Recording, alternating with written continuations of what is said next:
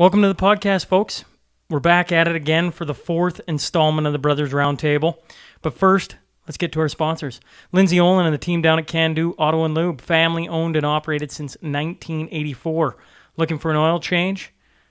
No appointment necessary. Quick lube bay where you don't even have to leave your vehicle. They're fully licensed for Alberta and SAS safety inspections.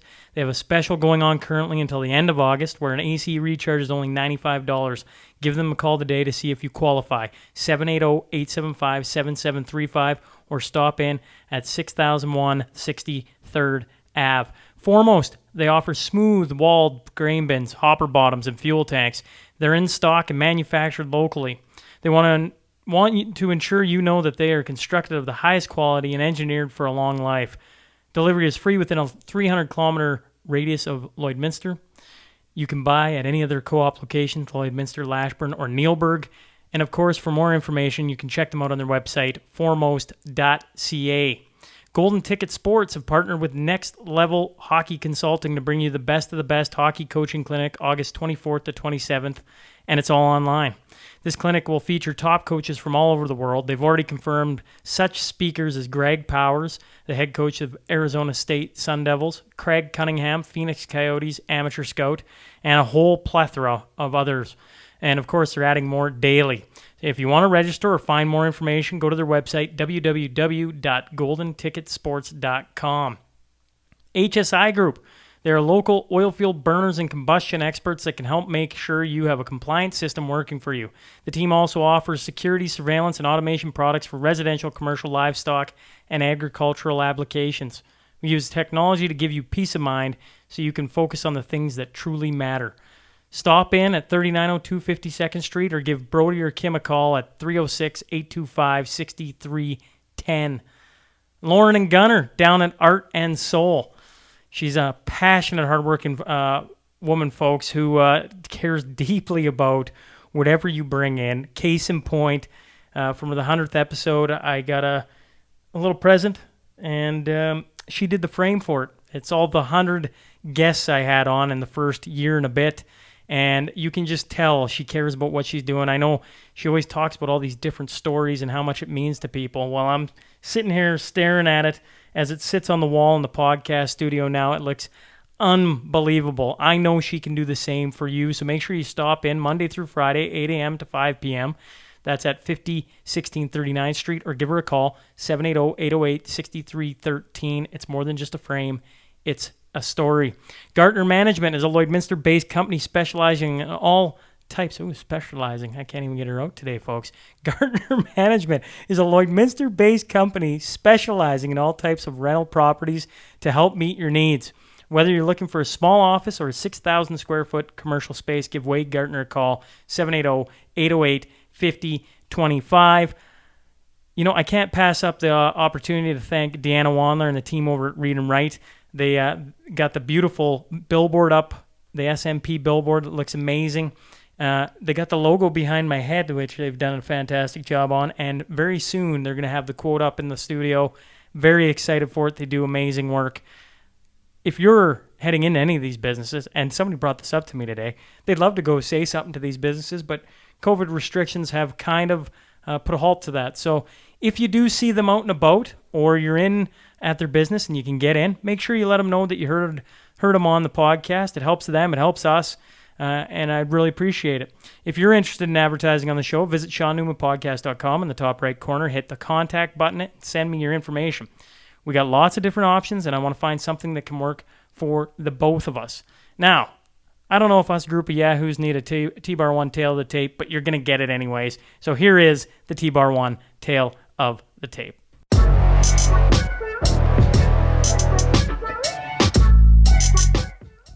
We are four brothers spread over 10 years, all die-hard Oiler fans who know next to nothing about most other sports. But don't worry, we're going to argue as if we're experts. The Golden Child, the Birdman, the Engineer, the Big Man. So buckle up. Here we go.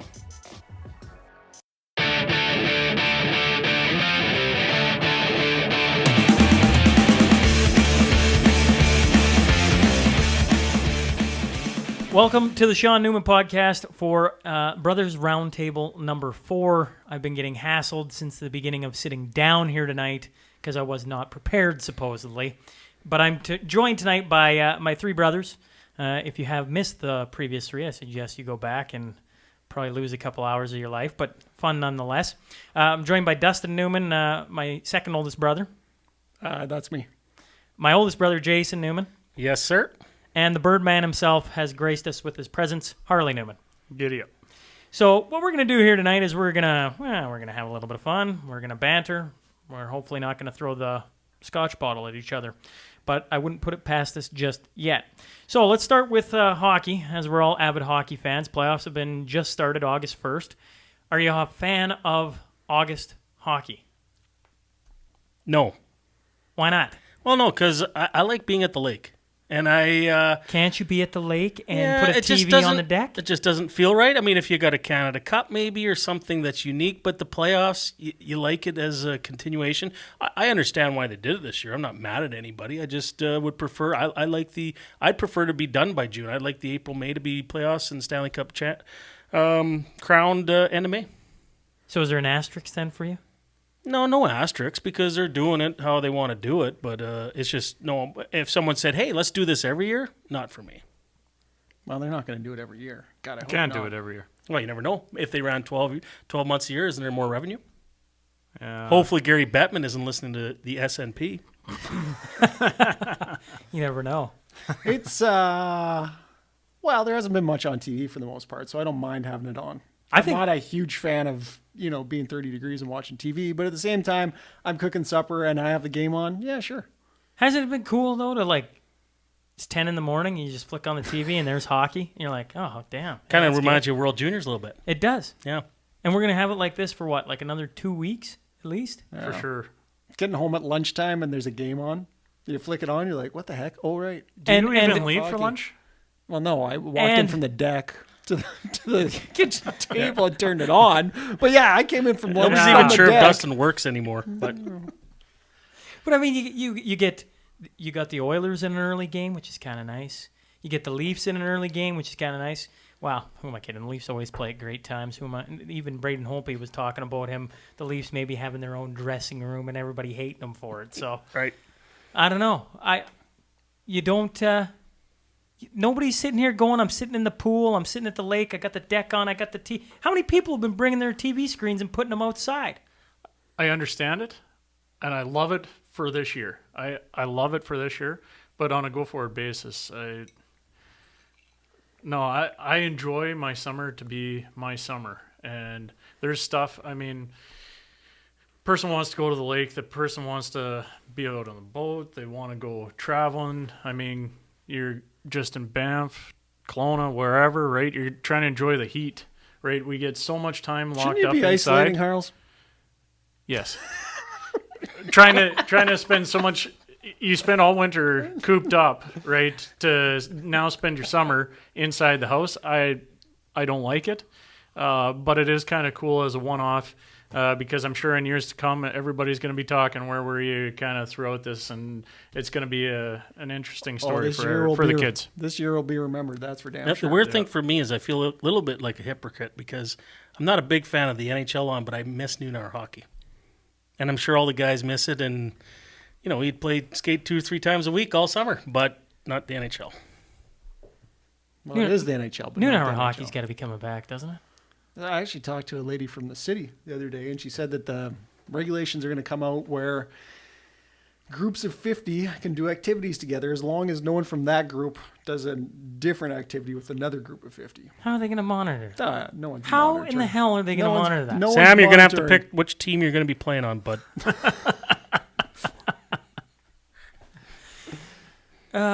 Well, how about the Oilers then in the playoffs, right? We got the playoffs going. Oilers get absolutely they didn't look very good in game 1. Game 2, they come back. McDavid is on an absolute different level and kind of silences everybody. Everybody was like, oh, for about the first 10 minutes.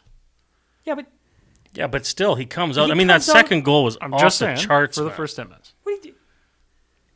He only scored a hat trick. I'm sorry, he only had a hat trick. He's only got 6 points. Only in one 2 of the games. nicest goals of the playoffs thus far. Yes, I agree. Right. And then he sits on the bench for the entire. Well, second could you imagine if McDavid showed up for full 60 minutes and scored 12 goals, Sean? That's what I'm saying. In saying that, Draisaitl, on the same hand, hasn't really showed up yet, and it'll be really interesting. We've seen McDavid all of a sudden kind of show his stuff. I'm really excited to see Draisaitl pull out of his funk here, and not saying it's a funk even, because he's got 3 points right now, I think, which makes him tied for, I don't know, 6th in the league, I think, for scoring in playoffs, which we're only 2 games in. But I mean, people are harping on Draisaitl because he hasn't really done anything, and yet here he sits with 3 points and tied for 6th in the league. I think you were just harping on him, Harles. Yeah. So were you just arguing with yourself? Yes, there? I was. I will say this about the Oilers, is that after being off for so long, they've looked pretty darn good. And I think they could actually go a long ways for one major reason, and that is that McDavid's actually healthy. He played last year with a knee injury that he recovered from, and I don't think he was 100% the whole year. And having a little bit of time off, I think he's actually 100%. He's actually at the peak of his point scoring of probably his career. He's right around the age where Gretzky hit his highest point totals, Crosby hit his highest point totals, and you watch him the first couple games, he's unreal. I think the Oilers could go deep if they start changing around their defense, I think, because I think someone like Jones needs to be in the lineup in place of someone like Russell. And Thank you. So Everybody last game is praising the Oilers for how many shots are blocked. I haven't coached enough hockey, but you just tell me. Did anybody see Russell trying to kick out the pad save in front of Koskinen? And I'm going. all I can hear right there when I was watching that is Don Cherry going, "Get out of the way." Let the It goalie was make the save. it was just a straight shot. He was the only guy in front of him. Tries to do the kick pad save, ends up deflecting it in his own net. Come on, no. We're talking about Russell like nobody else was blocking shots on the team. First of all, they took 3 straight penalties in a row, and that penalty kill group as a whole probably blocked about 8 or 10 shots. It wasn't just Russell. And I understand. He got caught on a bad one where it hit, and it hit the top, and it went in the net and the whole bit. Russell is known for blocking shots. That is his claim to fame. I'm not knocking him for being a guy willing to just get dirty in the paint and drop down and block anything, anywhere, anytime. But if that's all you're good at, maybe it's time to step aside. that's all he's good at now. He's not a great hockey player anymore, and Jones is a much better hockey player and needs to be in the lineup. Any And he idea how many proved it last any year. idea how many minutes Chris Russell has been averaging? Oh, God, you're about to tell me. How many? 4? 12 minutes, 50 seconds. And that's 12 minutes and 50 seconds that Jones should be in the lineup. If we lose the cup because of That is Russell all at 12 penalty minutes, That's all penalty killing? well, that's it. Oh, that's That's got to be a lot of penalty That's a lot of penalty minutes. killing. what I found. What I found interesting in doing okay, a little bit fair. of in doing a little bit of research for this. Does anybody know who their top 2 D men are for time on ice? Nurse has to be number 1. Clefbaum. I say Clefbaum. Dust. Bears got to be out there too.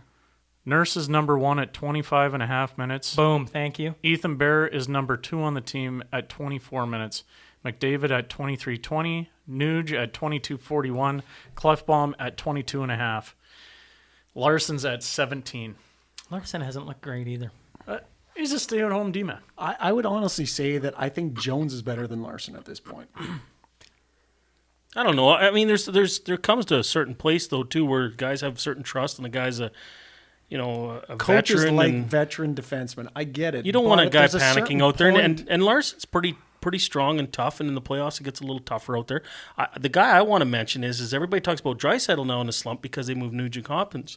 So is the Nuge actually the key? If he's with Draisaitl, he leads the league in scoring. If he's with McDavid, he's scoring 3 goals a game. Maybe the Nuge is actually the guy. Well, which brings up an interesting. Who picked Nuge in the first round of the Don's Cup, boys? Eh? Just saying. Yeah, Nuge made McDavid score that second goal of the game last game. Hey, if McDavid doesn't get the puck on the way there, he doesn't get the chance to Did score Nuge the pass goal. it to him? Any assist.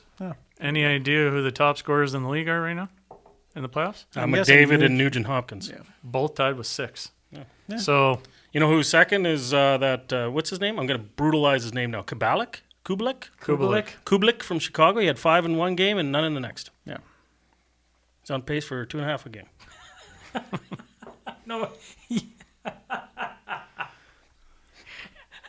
kind of remind me of Don Cherry there, brutalizing the name like that. I just couldn't remember. I knew I was close. Kuberov. Well, it says right here on the suitcase, Samsonite. I was close. It's way off. So did the Oilers beat Chicago? Yes. Yes. Yes. Ooh, that was pretty definitive. Yeah, I think Koskinen's going to outplay Crawford, and I think McDavid wants it bad enough. That's why he's upset about the 3 hats going on the ice. I still can't believe that Chicago got rid of Leonard. It kind of, they had a 1-2 tandem there, and I don't know if a little bit of Harles, loyalty. they didn't trade him. They traded him away when they didn't think they were going to make the playoffs. No. You got to remember, COVID hit. It's no different than the Rangers traded away Brady Ski. Here I am, trouble with names again. Right? And then in the very first shift of that Carolina Rangers game, it was awesome. He absolutely runs over Jesper Fast. Runs him over. And that just started the whole series. Carolina's up 2-0. The only thing I was going to say, though, is Corey Crawford, to me, has felt like he's had his time, and I think his time has passed. Leonard still is in the midst of it, and so I think you're on the downslope. What you're saying is they traded all the of wrong Chicago. I think they traded the wrong goalie. Yeah, but Leonard was at UFA. And so they weren't going to re-sign him. And that's why But why weren't they going to re-sign him? Because he was going to want too much money and that they didn't figure he was their guy. So they wanted to get some good assets back. It was management based on they weren't going to make the playoffs. Not that COVID's going to hit and all of a sudden we're playing the Oilers and Harley's going to be on SNP going, why'd you trade the wrong goalie? So I'm jumping ahead a couple questions, but should they keep this playoff format? No. Like, why not? No. Hear me out. Okay? You keep 24 teams in, you're going to have 32 in a year. So now 8 teams don't make it. Instead of having an 82-game season, you Why don't already... you just Whoa. I'm trying... Is this the same guy that was talking about March Madness style and he wanted it that way? Anyways, carry on. That would have been fun. You would have been pulling the TV out on the beach if that was the case. I would have been watching. Thank you. Anyways, everybody talks about 82 games is too long, right? It's just too long. What if you shortened it to a 65-game schedule? 72? 10 extra games disappear. You add in this qualifying round. Top 8 teams get a bye. And what is wrong with it? Why is it is it just because of history and tradition? Why doesn't everybody just make the playoffs then? Well, no, because that's ridiculous, Dust. it has the playoffs. Why do we even play the regular season for? No, because you want to get there, but we're going to have 32 teams in this. All of a sudden, 3/4 of the team will I know, make the but playoffs. Yeah, but that's but if it's the a top short, 8, quick round, the top 8 don't have to play that. Can you imagine the benefit to be in the top 4 of each division, where the first round you don't have to play it, you get all your healthy bodies back, you get to rest a little bit, and them other teams got to go at it for a best of 5. They roll in, it's like going uphill. Hey, it's all exciting for the fans. I'm excited right now. Well, There's no way they're shortening the regular season, which why means not? they're pushing the games. Why back not? into July. The playoffs get more buzz anyways, And more money for the owner. That's right. Shorter game, shorter Because season. you're going to have 8 teams that have 10 less regular season games. Yeah, that and get they're no dog playoff shit revenue. anyways, and nobody's going to watch them. Where Think anybody's watching the Ottawa Senators? the at Oilers end? Nobody's sold out nobody's games when they watching were Buffalo. That's why Eichel's so upset. So it's Oilers a little bit interesting because this year most teams averaged between 69 to 71 games this year. So this year would actually be very close. very, very close. So on the East, if you took the top 12 teams, Montreal got in at 71. Every other team, though, you're at 79, 78, 81, 81, 80, 81. So, I mean, There's you really, already- what Harley's saying you've got a is logjam there anyways. There's a divide. The bottom teams suck, and they're not a part of it for so long anyways. And now you're knocking off some teams. We always see on the West, you're at 72, 74, 77, 80, 79, 78, 78, We just had 83, 10 82. viewers shut off. Thanks for your input. Thanks for sticking around, though, Mom.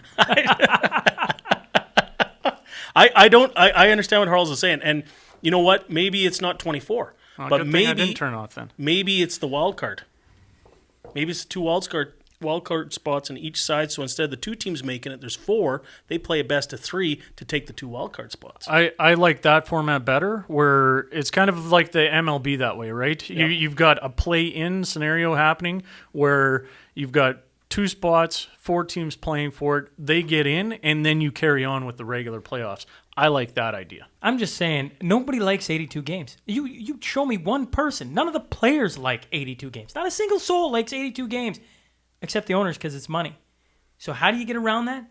More teams make the playoffs. The bottom teams aren't making any money anyways. Where do you make your most money? In the playoffs. The Oilers, even when they were losing, still had lots of fans in the stands. Yeah, we'll make the playoffs. How many years would they have made the playoffs, or would they have? They probably would have missed all 10. Well, even if only the No, top there have been a couple missed. wild cards there. I think there was a couple wild cards. How about Maybe. the province of Alberta, or maybe just the Oiler faithful? How about $3 million for a 50-50 the other night? Pretty impressive. You How think mu- how much of a 3.2. chance? How much of a 3.2. chance 3.2. do you have to become an instant millionaire off the Oilers lottery for $20 than you do trying to win the Lotto Max? I gotta be interested to see what the percentages are there because you got a really high chance in reality of winning that $1 million. And here's the thing. That was game 2. As they go deeper, and every game they get to do it, that number is going to go. I'm just not sure how they do it. How bored is everybody in Alberta right now? Like, just bored out of their skulls. The casinos have been closed, nothing on TV. Well, just think. Hey, there's a 50-50 for the Oilers game. Everyone piles in their money. Well, it's no risk because you're just using the government's money anyways. Oh, that's true. True. It's just Trudeau bucks anyhow. Might as well throw it in. That's right. I'm going to buy 2 tickets next game. Unless Harley's buying, then yeah, everybody might as well just pile on here. But see, eh? that was the key. So Harley said he talked about buying, and so we all piled on and said, yeah, get us a ticket or else we'll all split. So then Harley got the ticket. Now we all owe him $15. So we just said, hey, we'll pay you next time once we owe you double it 30. up. That's right. Makes sense to me. Double or nothing. Well, win, go to court. Nobody's paid me. See y'all later. What did you think of McDavid's comment about the hat trick? Okay. The hat's coming out. Okay, so back when I was in university, I go to a Oiler playoff game and buy a foam puck head. Why? Probably because I was drunk. Could I afford it? No, I was in university, so I probably couldn't afford the thing.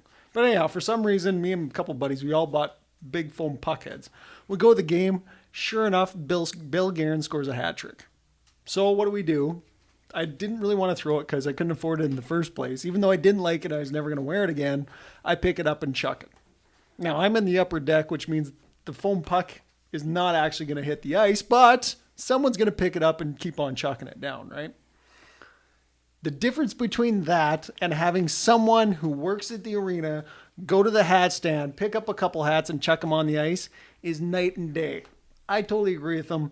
They shouldn't be throwing hats on the ice because it means nothing. When you've got a student who's put $20 that should have went to beer, throw his foam puck head down from the upper deck and someone threw it again until it got to the ice, that means something. But that might have saved you. That not having them a couple extra beer might have saved you an ambulance ride. It's possible. It's possible. I understand what they're trying to do. They're trying to make it as comfortable for the players as possible in an uncomfortable situation with no fans there. But I don't like it either. I didn't think it was that big a deal. It's a little cheesy. I don't know. I didn't think it was that big a deal. I mean, the camera's on it. It's all for fun. She's having fun with. Really, this is what we're talking about. The series is tied at 1. We're grinding through, and we even have a comment for it. I mean, who cares? She's having fun. The camera's on her. Carry on. When they go back to the hotel later, and all the players are all seeing each other, how much ribbon do you think McDavid's getting None. from all the guys? Fucking none. Nobody You know what cares. I would say this. He should have said, you know what? Good on the lady for throwing him out. Obviously, it meant something for her and the organization No, to she think got of it. told to. Maybe she did. Maybe she didn't. She was having fun with it. He got a hat trick. Who cares? Yeah. Everybody in all of Canada knows you get a hat on the ice when you get a hat trick. just Just drop- because you didn't get very many hat tricks, Just Dust, drop the doesn't fucking mean puck. Drop that the you puck. don't have to hate on someone else. Taylor Hall didn't get a. I was gonna say how many hat tricks has Taylor Hall got? I don't know. None in the playoffs. You know, No, I'm well, surp- that's because he doesn't I'm barely get surprised, there. I'm surprised Dust didn't take Taylor Hall in the draft. No, but we got him for Dad. Do you remember what happened there? I'm going to tell the story right now. So Dad didn't Wait, make the draft. back up. Sorry. Tell the listeners what the Don's Cup is, so if they don't know. Okay, so the Don's Cup is our hockey draft that we have family and friends. We've been doing since '06. There's an actual trophy. It's based on pride, not on money. And just to let you know, all 4 Newman brothers here around the table have all won it, amongst a few others. The legend himself, Mike Crawford, has not. Has not. Not. And he's been in it almost every year. And Daddy-O is another one that's battling hard, but he didn't make it this year. And so, a 3 of us were tasked with drafting his team. So he had a couple of Nashville guys to start, and we got going. He got some Nashville and some St. Louis, and we're feeling pretty good for him. But then we thought it'd be, Dad would really like Taylor Hall, and he's sitting there in the 6th round. Like, I couldn't believe nobody had taken him. So we take Taylor Hall, thinking he'd really think it's cool. Of course, then you take Taylor Hall. Then another guy says, well, you might as well grab Kessel, and then Ekman Larson, and hey, grab the goalie. Next thing, he's got 4 Nashville and 4 Arizona. And then we get looking. Well, they play each other in the 1st round, which, if you've done any drafts, is not necessarily the way to go about it. So then we did a couple of quick maneuvers, a couple trades. We got him some Columbus, and he's Columbus, Arizona. So that's who he's cheering for this year. Hey, Columbus is doing pretty good. Well, actually, I guess they're tied at 1. Tied at 1. Actually, so is Arizona, aren't they? Yeah. Yeah. Good draft, Daddy. I hope he wins because there'll be an asterisk there. One of his best drafts. And yet. Croft still wouldn't have won. Well, Poor Crawford.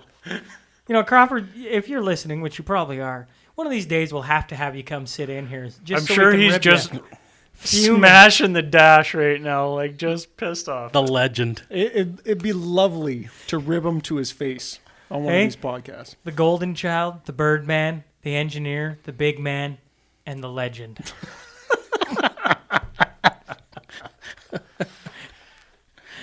Oh man. Okay. How about Scheifele's hit? Let's talk a little different than the Oilers.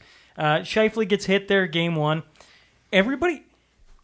Now, I got to be honest. I am not a big Tkachuk fan. I think he is good at what he does, but he plays against our team all the time. It drives me nuts. But am I wrong in thinking he didn't do anything there, or did I miss something? Did that remind you of Matt Cook's hit? Yes, it did. It's kind of similar, wasn't it? Yeah. I thought Similar so. kind of thing. Was it dirty? I don't know. I don't know. I mean, he's going after Scheifele to finish his hit. Scheifele at the last minute peels off. Tkachuk's going to hit the boards. Like, did he really mean to pick his skate up because he's going to cut his calf or his tendon? That seems far-fetched. to me. That's seems pretty a little far-fetched. talented to be able to do that all in one moment. Did Matt Cook mean to do it? I don't know. No. I don't think so. I don't think so. Those two are kind of similar players, aren't they? If you look at it at full speed, it doesn't look like there was any intention there. It's only when you slow it down and then you're going, well, maybe. So that's why right? Paul Maurice comes out and says it because he's got to say something. Right? Yeah. But how much of it is just the reputation that you carry, right? Well, no. If much it was Johnny Hockey going into the corner with him, nobody would have thought a second about it. But, of course, it has to be Tkachuk. No, Right. but here's the thing, okay? So if you're a certain type of hockey player, you're going in to hit the guy kind of slips you a little bit, you don't keep going after him, is what I'm kind of thinking of, or kind of saying. You don't try and, cream him, essentially, or go as hard as you can. There's certain players that walk that line, and Matt Cook and Tkachuk are 2 of them, and they have very similar hits, where they do kind of similar things to those guys. Now, I'm not, I don't think it's malicious, but it's kind of the way they play, isn't it? They play on the line. What I really loved, and people debate this now a lot as to whether or not fighting needs to be there or not. But one thing I loved about after that, what ends up happening, Wheeler comes on the ice and says to Chuck, we're going. As soon as they drop the puck, away they go. Right? And Tkachuk had no qualms about it. And the captain, Wheeler, goes right after it was him. Cassian, though. He did, yes. But he did still go. Yeah. He did still go. It feels like And I'll give him credit for that because, you know what? Not everybody is going to do that. And at least he's doing it. It feels like it happens to them players, like Tkachuk and Cook, like we're talking, amongst others that have happened in the past, because they are It doesn't happen to Johnny Gaudreau because even if he's going after Scheifele there and he's going to finish his check, if Scheifele moves, Johnny just turns Peels off. and peels off. So it continually happens to them type of players because of how they are. Yes. They don't peel off, and so No. they are cutting people with their skates. They are catching knees. They're Well, catching people Kadri is another one up there. on a bad, awkward hit. Why? Because they do not let up. At the same time as, there's a lot of coaches out there that are going, hey, it's the playoffs. You're finishing your check Yes. every time because this is a grind, and every time it helps. Well, and they always catch a little piece of the guy because they never let up. Is that it? That's right. They never let up. peel off. No. Johnny Gaudreau is peeling off every time. Even if the guy slips by most of the way, they're always catching a piece of that guy, no That's matter right. what, right? 'Cause And it always that's why helps. It kind of helps. You might ding his ankle. And I'm not being critical of them, and I'm not saying he should have been suspended. All I'm saying is those players always have something like that happen because no matter what, they're going to catch a piece of a guy. Right. So then if you go back to 20 years ago or 30 years ago, whatever it's been now, would he continue to go after Scheifele there if Marty McSorley's on the ice? And Marty McSorley doesn't get – and Marty McSorley just grabs him. And beats the crap out do you know of what I mean? Did that happen as much 30 years ago? And probably the older guys would say, oh, yeah, it happened all the time. Because I think there was always them certain type of players. There was the Kenny Linsmans, right? There was the Issa Tikans. Yes. There was them different guys. Agitators. I think they've always been around. Yes. But now you can do it where are you as scared of fighting Blake Wheeler as you are as Marty McSorley? No. You're doing it, right? And it shows face and everything's And good. some of those guys, no matter what, even if they're going to get beaten into a pulp, know that their place in the league is to do those kind of things anyhow. Right. And they're still going to do it. Sean Avery. Sean Yeah, Avery's yeah, another. absolutely. Yeah. Does anybody like Sean Avery, though? No, even his parents don't like him. But I'm not even sure if he likes himself. But he played in the show for a while. Let's go to McDavid. Back to poor old McDavid. We've been on him pretty hard here. But I did have a question come in from Mr. Ryan Hunt. I played hockey with him in college. He's a Detroit Red Wings fan. And he says, what percentage amount of reduction in offense would you allow for McDavid to become a superior defensive player? Of course, we all know this as the Stevie Y theory. Scotty Bowman talks to Stevie Y. Stevie's the high-flying scorer, gets him to focus more on the defensive end of the game. He goes from being a 100-point guy to, 80, 85-point guy? 85. And they win cups. Right. So what percentage of a reduction would you take? I would take McDavid? 20%. Well, And everybody says, well, that seems high. Well, does Not it? really, If 'cause he's you making actually figure it out, on 100 points, which I think is very doable for McDavid, we're talking about that's an 80-point season. How many guys in the league get 80 points? There's still very few. And if you could have a defensive guy that still puts up 80 points and now you're more defensively responsible, are you winning cups? Well, you got a better chance, I would say. I have a totally different take on this because I look at a player's progression and it happens naturally. When you're young and you're high flying, you go and get points because you can, and you're at your physical peak, like I was talking about before with Gretzky and those players. Early in their careers, they could rack up tons of points. And McDavid's going to do the same. What happens as you get older is you get a little bit smarter, and naturally you start playing better defense. And I think of someone like Crosby. He's got way better defensively over time. He's still good offensively, but he's not near the peak where he was offensively. Now, is that because he's playing better defense? Yeah, maybe. Or is it because he's just not a physical specimen as he was 10 years ago? And I go, McDavid is going to come down from his peak, which is going to probably be in the next year or two. Can they win a cup in the next year or two? I actually think they can win the cup this year if things go right for them. He's playing that well right now. And eventually it'll start to taper down, and he'll play better defense no matter what. I don't think he's a defensive liability right now at all. And I think he gets better over time, but I don't think consciously he actually needs to bring down his offense to improve his defense. I looked into this a little bit because I was on this side of Harley and I thought I would do a little research on it.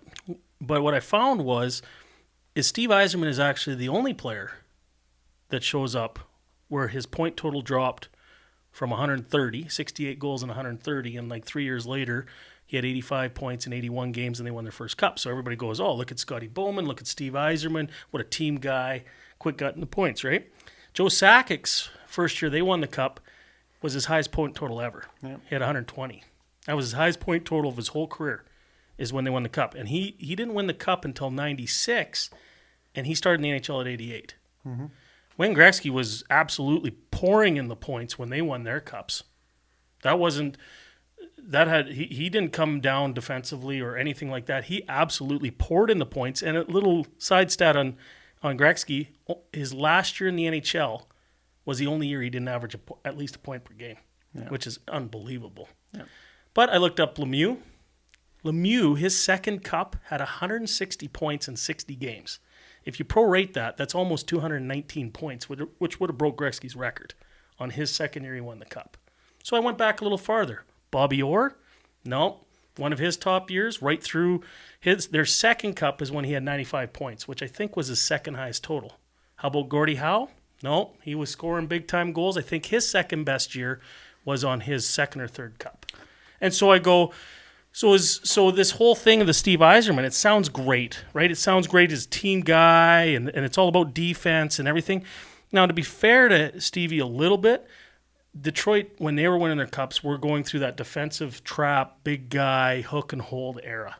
So maybe that's what he needed to do to win Cups in that era, because you had the New Jersey Devils and all that kind of style. But you look at a lot of the other stars. I mean, Ovechkin's been scoring 50 goals. He never stopped. He just goes and pounds the puck, and they won a Cup. So, and he's in his 30s before that happens. But you can't really say that he bought in any more defensively. He's pretty much the same player. Pretty much same player. Here's the thing where where I go with it is it's always you look at the difference between the goals you score versus the goals you let in. And you go, oh, if only I scored 20% less goals and was better defensively. Well, that's a huge uptick in how much better defensively you have to play. So if you can score, 120 points in a season and you go down to 85, like that's a big drop off. And you got to make up those goals by letting in less, which is you can maybe do it, but it's very, very tough to do. If you can, McDavid right now is scoring 3 points a game, getting 3 goals last game. Like, you keep that up, who can stop that? And you've seen the way he's playing. What I mean is, like, defensively, how do you stop that? And you might get a goal on him once in a while, but if he's putting the puck in every game, like that's tough. Well, just for argument's sake, and let's pick on the Oilers for a sec. So if they're going to win the Cup this year, is it McDavid playing more defensive, or is it, for example, their third line in that second game with Sheahan, Cassian, who's with them too? And Gigi Arcaro? No, It was Anthony Ciu. Oh, yeah, right? That's right. What happens if them guys turn into a shutdown line and they're shutting down the other team's top line? Well, that's what they did. And you look at all them teams. I don't care if you're looking back at the Oilers. They had Mac T. You look at Detroit, had Maltby and Draper. All them teams had that third line. Absolutely. Even the Ducks, when they won that year, they had them guys that come in and they absolutely shut down the other team's top lines. Well, and I look at the Oilers this year. The reason why I think they actually have a shot at winning this year is because you have McDavid on one line and Draisaitl on another. And they're two of the top 5 players in the game. And you know who else won Cups with 2 of the top players in the game when they're at the top of their game? Was the Pittsburgh Penguins. When you've got 2 massive offensive powerhouses running your top 2 lines, as long as your bottom lines are even or close to even and your defense isn't awful and the Oilers defense is actually okay and your goaltender's okay and Koskinen looks like he's okay, you can actually make a deep run. It's kind of interesting now bringing up this point like you have, Jay, because when I look back actually and I think back of the Buffalo Sabres when they had no business being in the finals back in 99, I want to say. And that is actually correct. That's the skate in the crease by Brett Hull. Dominic Hasek was the only reason why they should have ever been there. But Michael Pekka, actually, for whatever reason, I always think of defensive specialists. So when Dust is talking about guys that, they always took care of their end. They were always on the penalty kill. They were those defensive guys, almost like a Chris Russell. When Just he was shots doesn't mean he's a defensive specialist. When he was in You're junior, saying though, he's not a defensive specialist? Well, he's not an offensive specialist. He I don't doesn't think even he's step. I don't He even doesn't think even he's a come across the specialist. red line. Yeah, he's not a specialist at all anymore. when Michael Pekka was in Being juniors, stuck in your own end doesn't make you a fucking specialist. when Michael Pekka was in juniors. Well, you're good in your own end. Oh That's, my that's all you God. know. He specializes why do I in his even own come end. on these things? He's not. He's not a specialist because he's in his own end all the time. He's in his own end all the time because he's not a good hockey 37 player. years. 37 years. It's been the exact He same way. specializes in what he knows. And what he knows is his own end dust. He's good at being in his own end. Hey, I always say everybody's got their jobs. Shut up and do yours. Mike- Harley, what do you got? Mike, Is there a point to the story, Harles? Michael Michael Pekka, Pekka. when he was in juniors, was the leading scorer of the entire league. And so how hard is it to turn a guy into a defensive specialist? Well, yeah, it might be a little bit difficult, but I think on the opposite end, how hard is it to get guys to be top end scorers in the NHL? It is very tough. And that's part of the reason why guys draft these guys so high and are so valuable. You're not looking for a guy that can play third line who was good in junior. You're looking for a guy that is first line quality, like a McDavid. You're not looking to tame those guys down, I guess is where I'm going with all this, right? You're looking You're for saying them to unleash just McDavid produce, and let him go. just unleash it and just And find a third line shutdown. I know Dave Tippett listens faithfully to the SNP.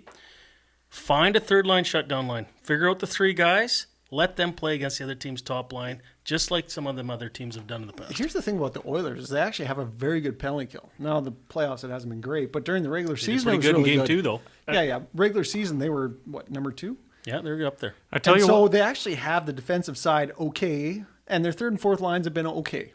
That's all you need when you've got McDavid and Draisaitl playing in your top two lines. if all they really need is that one great passer on D who can get McDavid the puck. When they Chris start Russell. when they start when they Great- start figuring that Great out, in his own end. where you've got that one guy that can just he knows where McDavid can get to and just drop the puck where it needs to be, then you're gonna see something real special. The beauty about the Oilers is they actually have a couple of those guys playing at the moment. Jones and Bear and Klefbom are actually okay at that, and Jones and Bouchard are actually really good at it, and probably Broberg as well. So they've actually got some guys out of the lineup that would actually get the puck to McDavid more. They just need to find somebody to find that spot, right? Nugent Hopkins. All right, let's go to predictions. Prediction time. Who do we got coming out of the East? Or do you want to do East, West, and do you want to all five? Let's go East first. Let's do East. Okay. East. Here's your matchups for all the listeners, okay? You got the Penguins against the Canadiens. They're tied at 1 apiece. You got Hurricanes, Rangers. Hurricanes up 2-0. I think they just won. Yeah, they won the series. Okay, so Hurricanes are through. Islanders, Panthers. Islanders up 2-0.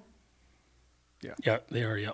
Maple Leafs, Blue Jackets 1-1. And then on the top four, you got Flyers, Tampa Bay Lightning, Washington Capitals, Boston Bruins. Wow. Who are your top two teams for the East Finals? So I got a couple questions with that before I can answer, because when they're finished, like, who does Carolina play now? Depends on who Depends wins. on It who gets else. all reseeded again. And the thing That's is reseeded, Jay. they're going to play one of the Flyers, Lightning, Capitals, Bruins. How's that?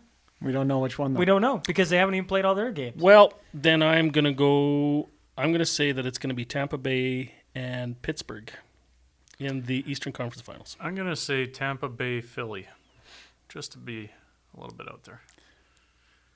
Well, I was going to say Tampa Bay as well, but now I can't do that because you assholes. I'm going to go Boston, Carolina.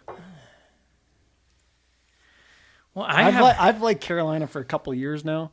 I took them in the Sam Squatch draft at the last year, and I took them heavy in the Don's Cup again this year. So I'm going to go Carolina hard. Carolina's going to break Dustin's heart. Hey, they made the Eastern Final last year. Yeah, I think they're a solid hockey team. I just think that they're going to hit the big boys up there, and they still got a little more growing to do, just like the others did a couple years ago. Well, let's go hometown. I'm gonna take the Washington Capitals. I'm gonna take Braden Holtby and Ovechkin to climb their way back to the Eastern Conference Finals. Jay's smiling at me for whatever reason. Well, just because you just interviewed them, and so it sounds like you're just jumping on a bandwagon. Oh well, And go ahead, Sean. And I am also. I think I'm gonna take the Blue Jackets. I'm gonna take Columbus. I'm gonna take John Tortorella. They're Wow. They're going to find a way. You know, I like that pick. I'd love to see Torts do it. I just cheer for the guy. I cheer for him and Trotz. Them are the two guys for me. You know, John Tortorella drives me bonkers. He drives me nuts too, but he gets the best out of his team. Gets the best out of his guys. I really hated Tortorella, but I can't find a reason now lately to hate the guy. The more I find out about the guy, the more I like the guy and respect the guy. No, I really hate him. So, well, that's like your Seems opinion, he's a learned man. man. No, I really hate That's him. a Doc Holiday. That's Latin, darling. How about the West? How about the West Finals? Here's your matchups, all right?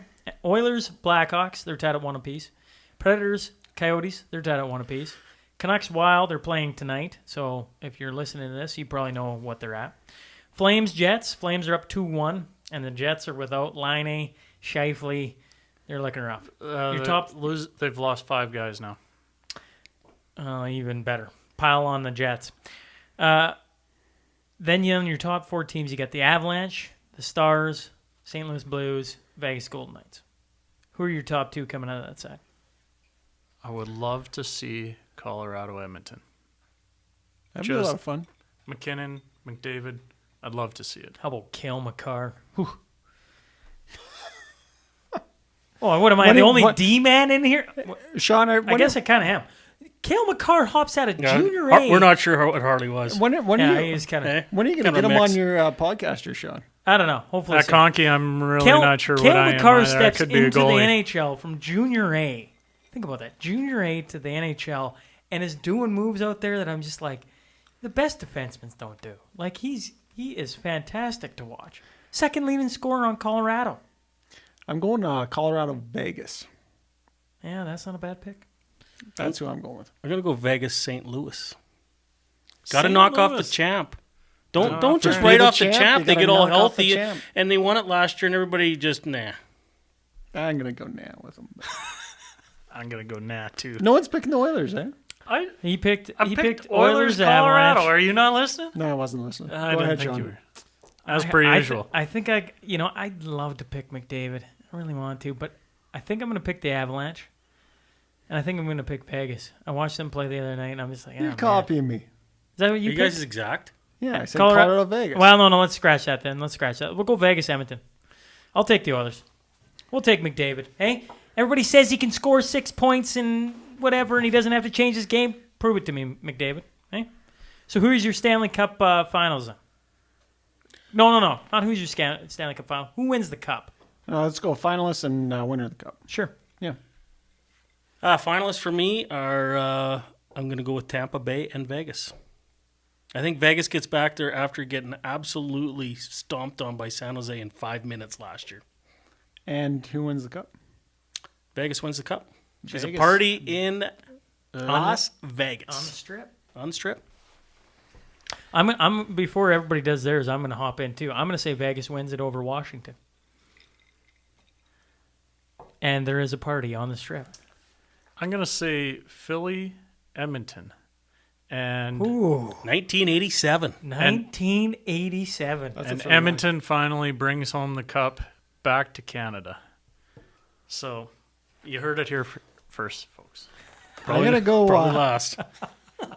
Colorado, Carolina. On a side note, before Dustin says it, I'm pretty sure I picked Toronto Maple Leafs on our last one. Yeah. I to shouldn't bring the even cup bring home. this up, but As I did see them getting they've tied it up with Columbus, but they're gonna get ended. Yeah, well, I didn't do so well. I picked Ottawa over under to finish under 20 wins, and they surprised me. And so they were actually better than Detroit. So Well, why I don't know if why did am get I 20 the wins. one that's bringing the bottle of scotch here tonight? That's my biggest Well, question. we got a new You know? game at the end. We'll figure that out. Dust, who you got? Colorado, Carolina. Colorado wins the cup. That's what I got. He just loves Carolina. Eh? I do. Oh, yeah, they're just going I to just roll love through 'em. Boston Roll and through Tampa 'em and all. Washington. McKinnon wins through the 'em all. Conn Smythe. Oh, now we're picking Conn Smythe, Sean. Who you picking Conn Smythe? I'm just throwing that Eh? out there. Dustin wants the one-up.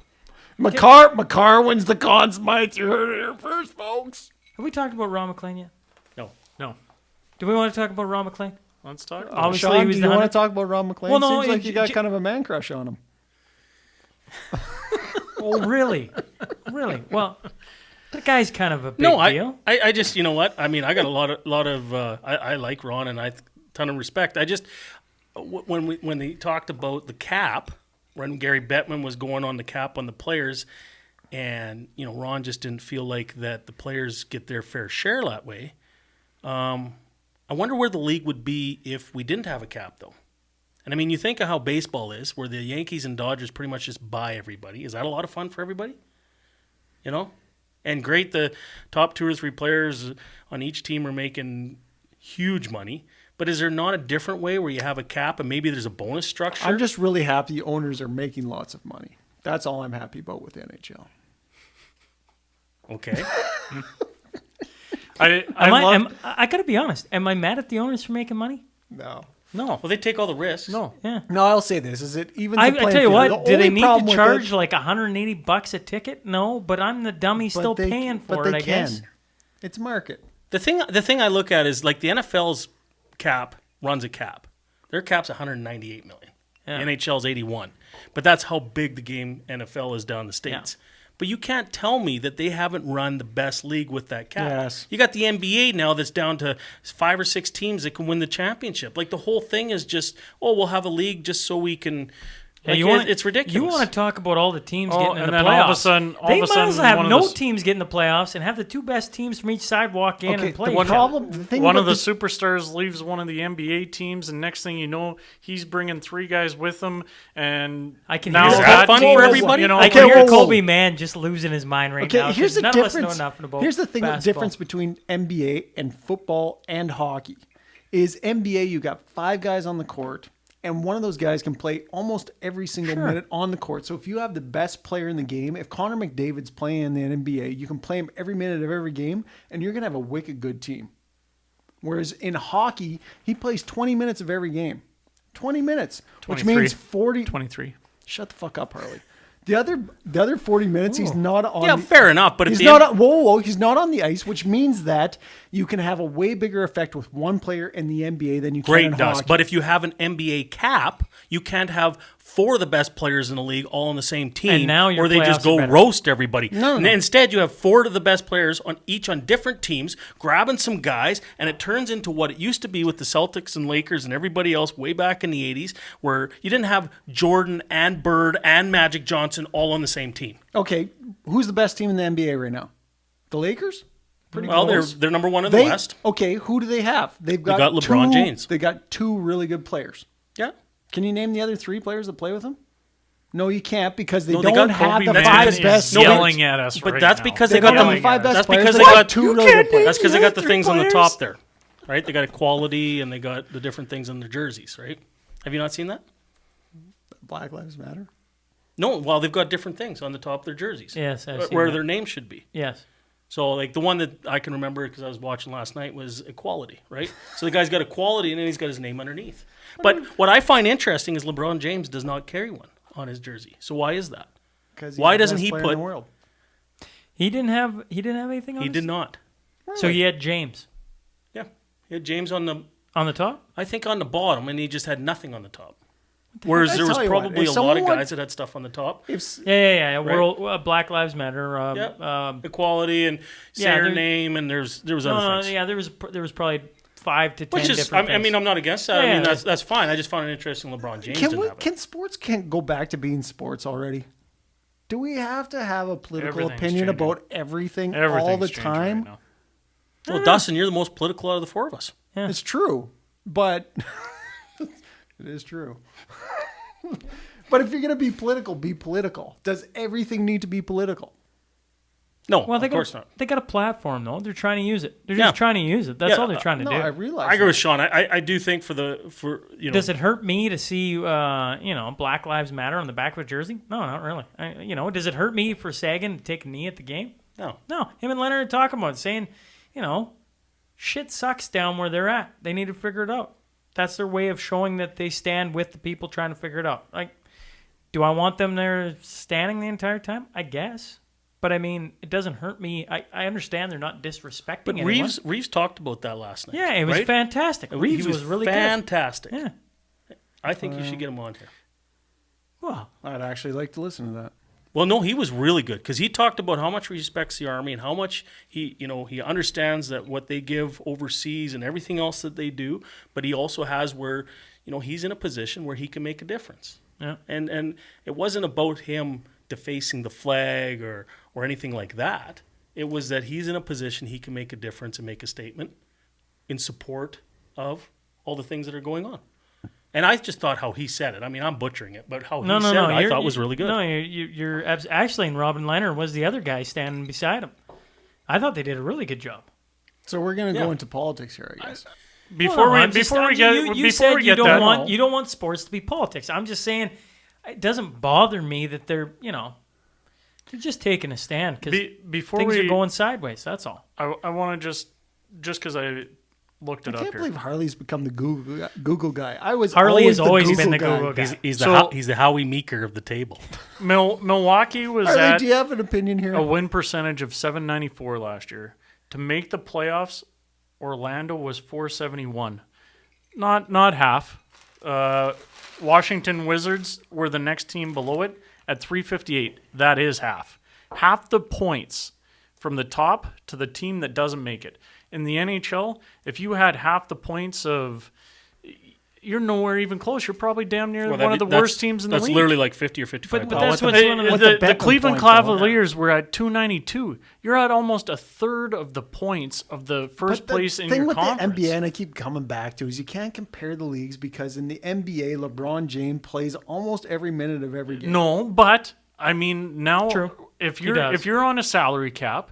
Now, if he's taking up a bigger portion of your salary cap, now he has to play with 3 or 4 other guys that are shittier quality. Not just even average guys. They're lower quality. There's something lovely about NBA. I'm not a big, giant NBA fan, but when your favorite player is on the court at all times, like, can you imagine? Sure. You remember 3-on-3 almost bobblehead hockey, whatever the hell that was called, and the guys never left the ice, so McDavid is always on the ice, or Eric Lindros, or whoever else is always on the ice. That's fun. Like, that's fun. Can you imagine? Basketball is fun. 794, and there was 3 teams under 300. Yeah. 3 teams. That's the NBA. Yeah, but how much fun is that? You go watch I don't LeBron. cheer. I don't cheer for. And they're going and playing one of the shittiest teams in the league. Suns? Like, Maybe Phoenix. I don't know. Timberwolves. I went and watched Minnesota Timberwolves. You know how much fun that was? That wasn't fun. I mean, Atlanta Hawks, the building was empty. Cleveland Cavaliers. We snuck down. We got down to nice seats. Timberwolves and Golden State Everybody Warriors. was hurt. It was B-League basketball. It wasn't fun. The night was fun. The basketball Golden State wasn't fun. Warriors were the worst team in the league. All night. That's and great. they went from literally one of the perennial favorites to the worst team in the league. Why was that? Literally like a year. Why was that? Because everybody left the team and went and joined these superstar teams. No, they lost one guy. Went and joined the superstar teams. Hey, Arles, can you talk to the mic, please? Yeah. Well, okay, here's the thing. About NBA of all things. Can you imagine if McDavid played like 55 minutes every game? It'd be amazing. It would be amazing. And And how good would Edmonton be? We'd win 15-2. Well, no, actually, so would you that's a pay lie. McDavid $20 million 15-12. a year? $25 million a year? Whatever the fuck you wanted. Right. Yeah. So now you're paying McDavid $30 million a year, but now guess what? Some of the other players, you're going to have a little better scouting. You actually got to be a team. You can't just go and, you know what? There's no cap, so McKinnon wants to come play with them and Crosby wants to come, and let's just throw Ovechkin on the team. And the others get to be a powerhouse for 5 years, and meanwhile, poor lonely Buffalo. Oh, no, that's not fair to pick on them because they're lonely anyways, but you get where I'm meaning. Like, I think basketball has done a great job marketing. You can't have 3 other superstar players because there's nowhere for them to play. I think Were the 99 Buffalo Sabres the best team to be out of Buffalo in the last 20 years? They had Dominic Hasek. That was it. That was he played 60 minutes a What game. other team has Buffalo had? Well, no, not since the early 70s where they had Gilbert Perreault and the French Connection. That's right. The NFL suck. No, they had the Bills. The Bills were good for a Bills while. were good Bills for a while. had They just 4 couldn't straight win. years where they hit the Super Bowl. And they just couldn't win. It was unbelievable. The first year they when missed a was field that? goal. When was that? That was, I believe, early 90s, late 80s, early 90s, somewhere in there. Hey, Google. All I'm trying Google. to say Come on. is the last team Buffalo has had to cheer for is the 99 Buffalo Sabres. They have been dog shit since 99. What are we talking The about last the Buffalo fucking Bills for? Nah, they Harley's got on a talking rant. about Hey, Buffalo. hey, somewhere, Mom, you're sitting there. Just earmuffs, all right? Just earmuffs. Let's talk about How many times baseball. was Supposed to say that One too before. many times. I think. Let's talk about baseball Sure, for let's a talk about quick baseball. hot minute, okay? Have they? Hey, Harl's Buffalo doesn't have a baseball team. Well, they got a AAA. They got team. AAA. Will they make it the year? Because you had Miami just explode with COVID. Then you got the Cards. They explode with COVID, and it's just like. Going a little political here, but my curious question is: so you hear about the 18 players off the Marlins who got it? Are we going to hear about if none of them really got that sick and they're all back and everything's good? Because that's really not on anybody's agenda right now. What they want to say is, 4 of them are in the hospital and 2 of them were in a coma and it's terrible. And we got to shut down the country again. So we know my that ain't question going to is- happen. So if they come back and everything's on good, wood, shouldn't they go, hey, okay, maybe this isn't the end of the world. Some players got it. They went down, they isolated, they came back, they're good. So in hockey, you got pucks that get passed around. In baseball, was it some bats that got passed around there or something? Like what happened to? For all these Sometimes guys when to you're on get the ice COVID with at the dust, same the The time? pucks engineer, don't get folks. passed around. Just throwing that out there.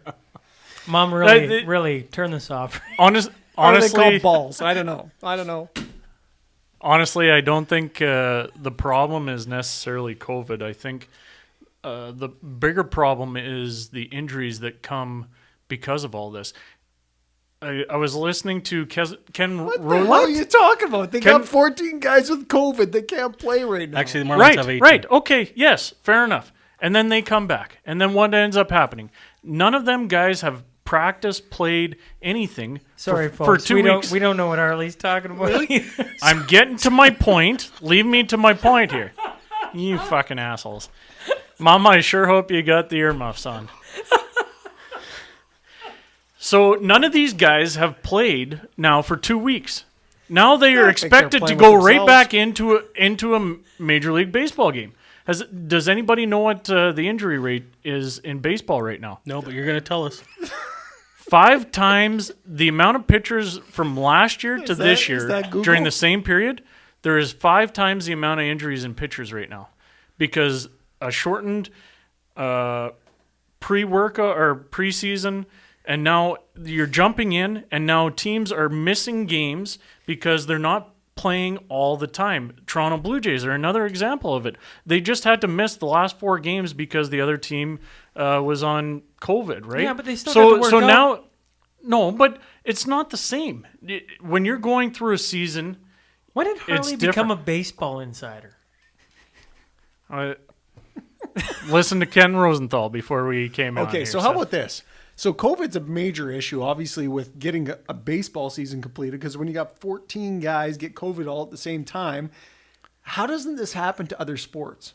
Because in basketball with hockey, all it takes Yeah, is but- 1 or 2 But guys. they're in a bubble. They're in a They're in a bubble. bubble. No, Baseball's no. traveling around. No. But Yeah. you're in a bubble, but you're also talking about guys who are in a bubble for long periods of time. And all it takes is one guy to go to a strip club, and all of a sudden... Well, you're bringing up Lou Williams. Lou Williams. No, that's what I'm saying, though, is that you've got young millionaires who aren't used to being told no, not used to being locked up.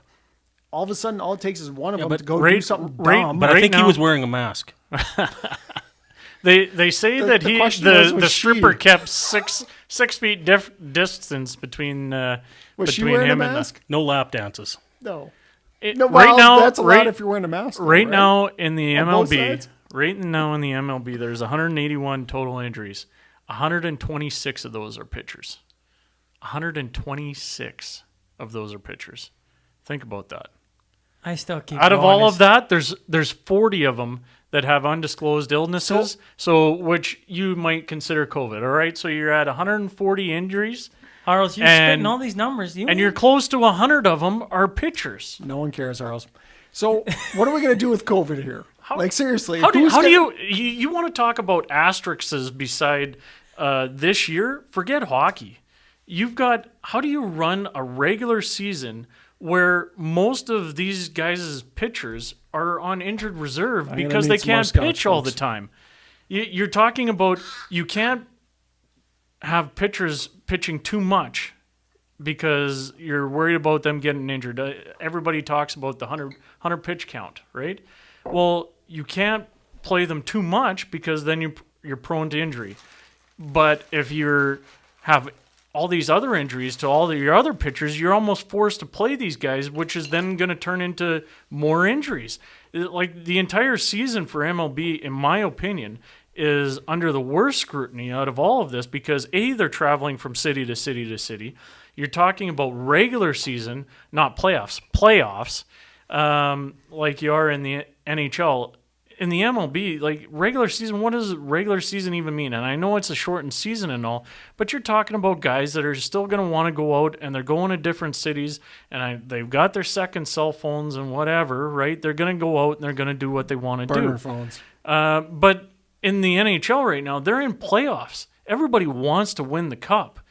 It's not like the MLB right now where, well, yeah, we're playing and we're still going to go out and we're still going to have a good time, but it's not like it's playoffs yet. So, I'll concern myself a lot more once it gets to playoffs, right? I'll take your point, but I will say this.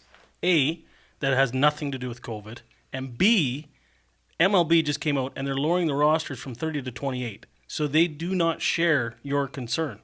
Because if they were concerned about the injuries, they would let them keep a 30-man roster and they're lowering them to 28. Okay, but the injuries aside, because, okay, sure, if they're not playing, they had a shortened season, blah, blah, blah, they're going to get injured more. You can always bring replacements up. The big concern for me is always COVID because if you have 8 guys off your roster, do they have to quarantine for 14 days? That's what they're supposed to do. You know what? This feels like the last 10 minutes has been such a what? Like, Sean asked the question about COVID, are they going to shut down the season? We've had 10 minutes. I don't even know what we talked about. Okay, but COVID. Like, seriously. So you got Are you shutting the season down or not? Well, no. Are they going to? They can't. They can't. How can they? What do you mean they can? They can say, hey, we've got too much COVID, we're going to shut it down. Okay, but let's bring it back to hockey here. Let's bring it back to another TV sport. deals that you have to manage. If they get rid of the entire season, your TV deal is one of your biggest deals throughout the entire season. You can't lose the TV deal. But if the social pressure becomes too much because everybody's contracting COVID, you can shut down a season. Sure, you can. If players don't feel safe, they'll shut down a season. Is there an asterisk next to the NHL? Asterisk next to Charlie the Stanley Brown Cup champion if multiple teams come down with multiple players having COVID. Let's say you have 10 players off the Oilers get COVID. Well, there's already going to be an asterisk there because they're going to say it was the year of COVID and they played in August. I mean, it's... But you still got your name on the cup. So yeah, and people in 50 years old. You make it in the finals and Scheifele and Line are on Winnipeg and they get hurt like they did. Are you going to have an asterisk beside that? No. Get out of here. You win the Stanley Cup the way they're doing it right now. If they played the March Madness, I will give you the asterisk. It'll be a fun asterisk to have because it's like, hey, you remember that year? We won 4 games, won the cup. That was a lot of fun. Yeah, there's an asterisk, but it was a lot of fun, and we had more viewers than ever in the imagination of there's hockey. There's a difference. You win the cup right now. It don't matter how you do it. Worst case scenario, Sean. You got 2 teams in the final. I One of the understand. teams gets 14 players coming down with COVID where they got isolated for 2 weeks. No, but I think... What happens then? I think then you there's walk a difference. I think there's a and difference you take there. the cup. And you beat the hell out of them. And you party like you've never partied before. I would say this. If baseball will shut down with COVID if the guys that get it start to have some serious cases. I agree. So if all of a sudden you got 2 or 3 people in hospital or a guy that, hopefully on a not, ventilator. but goes in, in a coma and stuff, that season shuts down. Well, if this is not a baseball guy, but you remember when George Larac got COVID, right? And he went in the hospital and everybody's like, oh, he got COVID? Yeah, he got COVID. You don't remember that? Okay, No. George Larac got COVID. And when he got COVID, I was like, oh, man, can you imagine the headline if George Larac all of a sudden was no more? That'd be a headline. Nah, George is back doing his show, and it's not a big deal. And I'm not sitting here saying COVID isn't a big deal. Obviously, it's spreading like a wildfire. It's crazy. But you don't hear of 18 guys from Miami being on ventilators. If you do, baseball shuts down. That's right. Yes. I agree. All I'm saying, though, is if you have 2 teams that are in the final and one of them has COVID run wild, where you've got like 10 or 12 guys. Can you not have, well, I guess COVID, they're going to shut you down.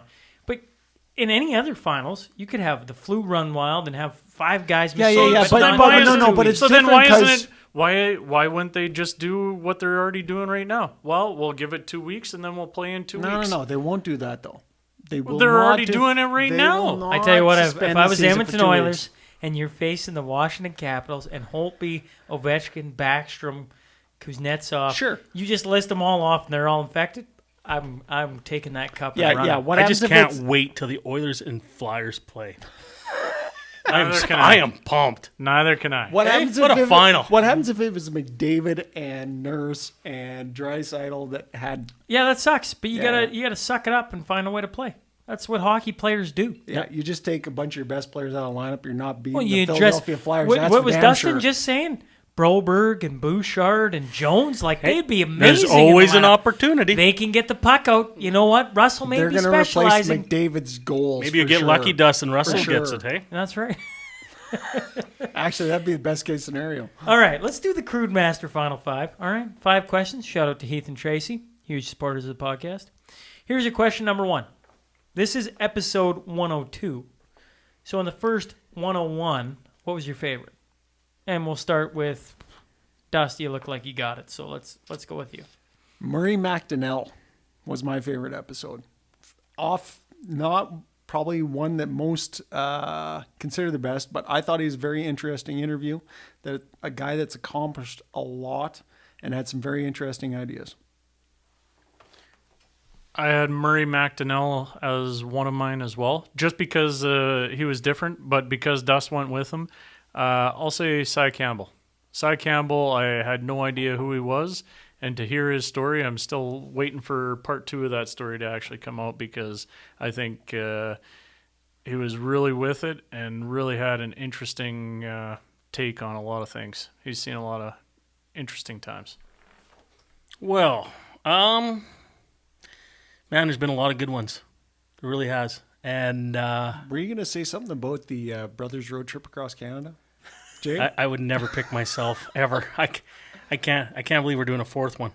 No, I meant Sean and I talking about our bike trip across Canada. I thought maybe that was your favorite. No, episode. that's probably down right near the bottom, actually. We had a running joke before we started this about maybe we should make the worst episodes. Yeah. So the bike trip is number 1 on that list for well, Jay. I didn't want to hurt anybody's feelings, so no, I mean, you know, Lori, you really brought that episode down. I think is what Jay's trying to say. Go ahead, Jay. with apologies, I mean, Theo Fleury was really good. I thought Brian Burke, Marty McSorley, there was some really good episodes. But I'm gonna go with old Shep. I just loved his story, a local guy, and just a little different, right? Part of the hockey, some of the stories he had back in the days with the rink being packed, and I just really enjoyed that one. So what you're saying is I should get Murray, Cy, Shep back on. Yes. Yes. Part 2. Why not? I mean, we've talked about, different guys having part 2s, but why not have... I'm having Quick Dick McDick because, truth be told, the most downloaded episode in the first 100. We'll see what Holtby does, but in the first 100, the most downloaded episode beyond anyone is Quick Dick McDick. He was really good too. He was. He good. was. And it's hard, right? I mean, we were talking about this on our walk there the other day, and I started going through the list, and there was probably about 20 of them that I could make a case for, right? There is a lot of There really was good a guys. lot that I just didn't listen to, but That's fair. I was saying this is like I didn't like this question because it's like kind of patting myself on the back. But in saying that, if I were to go back and just take one episode, right? Ron McLean is close, and I laugh because you guys say I got a man crush on him. But Ron McLean is the first guy I had where I literally stopped on the side of the road, gave it a few fist pumps, couldn't believe my hair stood up. Like, it was pretty cool. But I think my favorite episode, just because of how surreal it was we were flying down to Arizona. Before we fly down, Dustin Mullet, guy I work with at Baker, goes, "You should get Paul Bissonnette on." I'm like, "Man, I ain't getting Paul Bissonnette." That's like, okay, yeah, right. And he's like, no. I think you can. You just And he has a number one podcast, sports or hockey? hockey and that. Number one hockey podcast in North America. No, in the world. well, yeah, sorry, the in the world. Yeah. And So I lay it out. So I'm like, okay, whatever. I'll throw it out. So I throw it out on Twitter. We get some whatever. And, it almost builds a little confidence. Maybe this can happen. Let's be very clear. On the flight down there, I'm not thinking, I'm getting Paul Bissonnette. I'm thinking, if I get a response from him, that's amazing. Land, get tickets from one of the boys who's playing for him, and go to the game. But I was supposed to go to the game with Shay, who's my oldest son.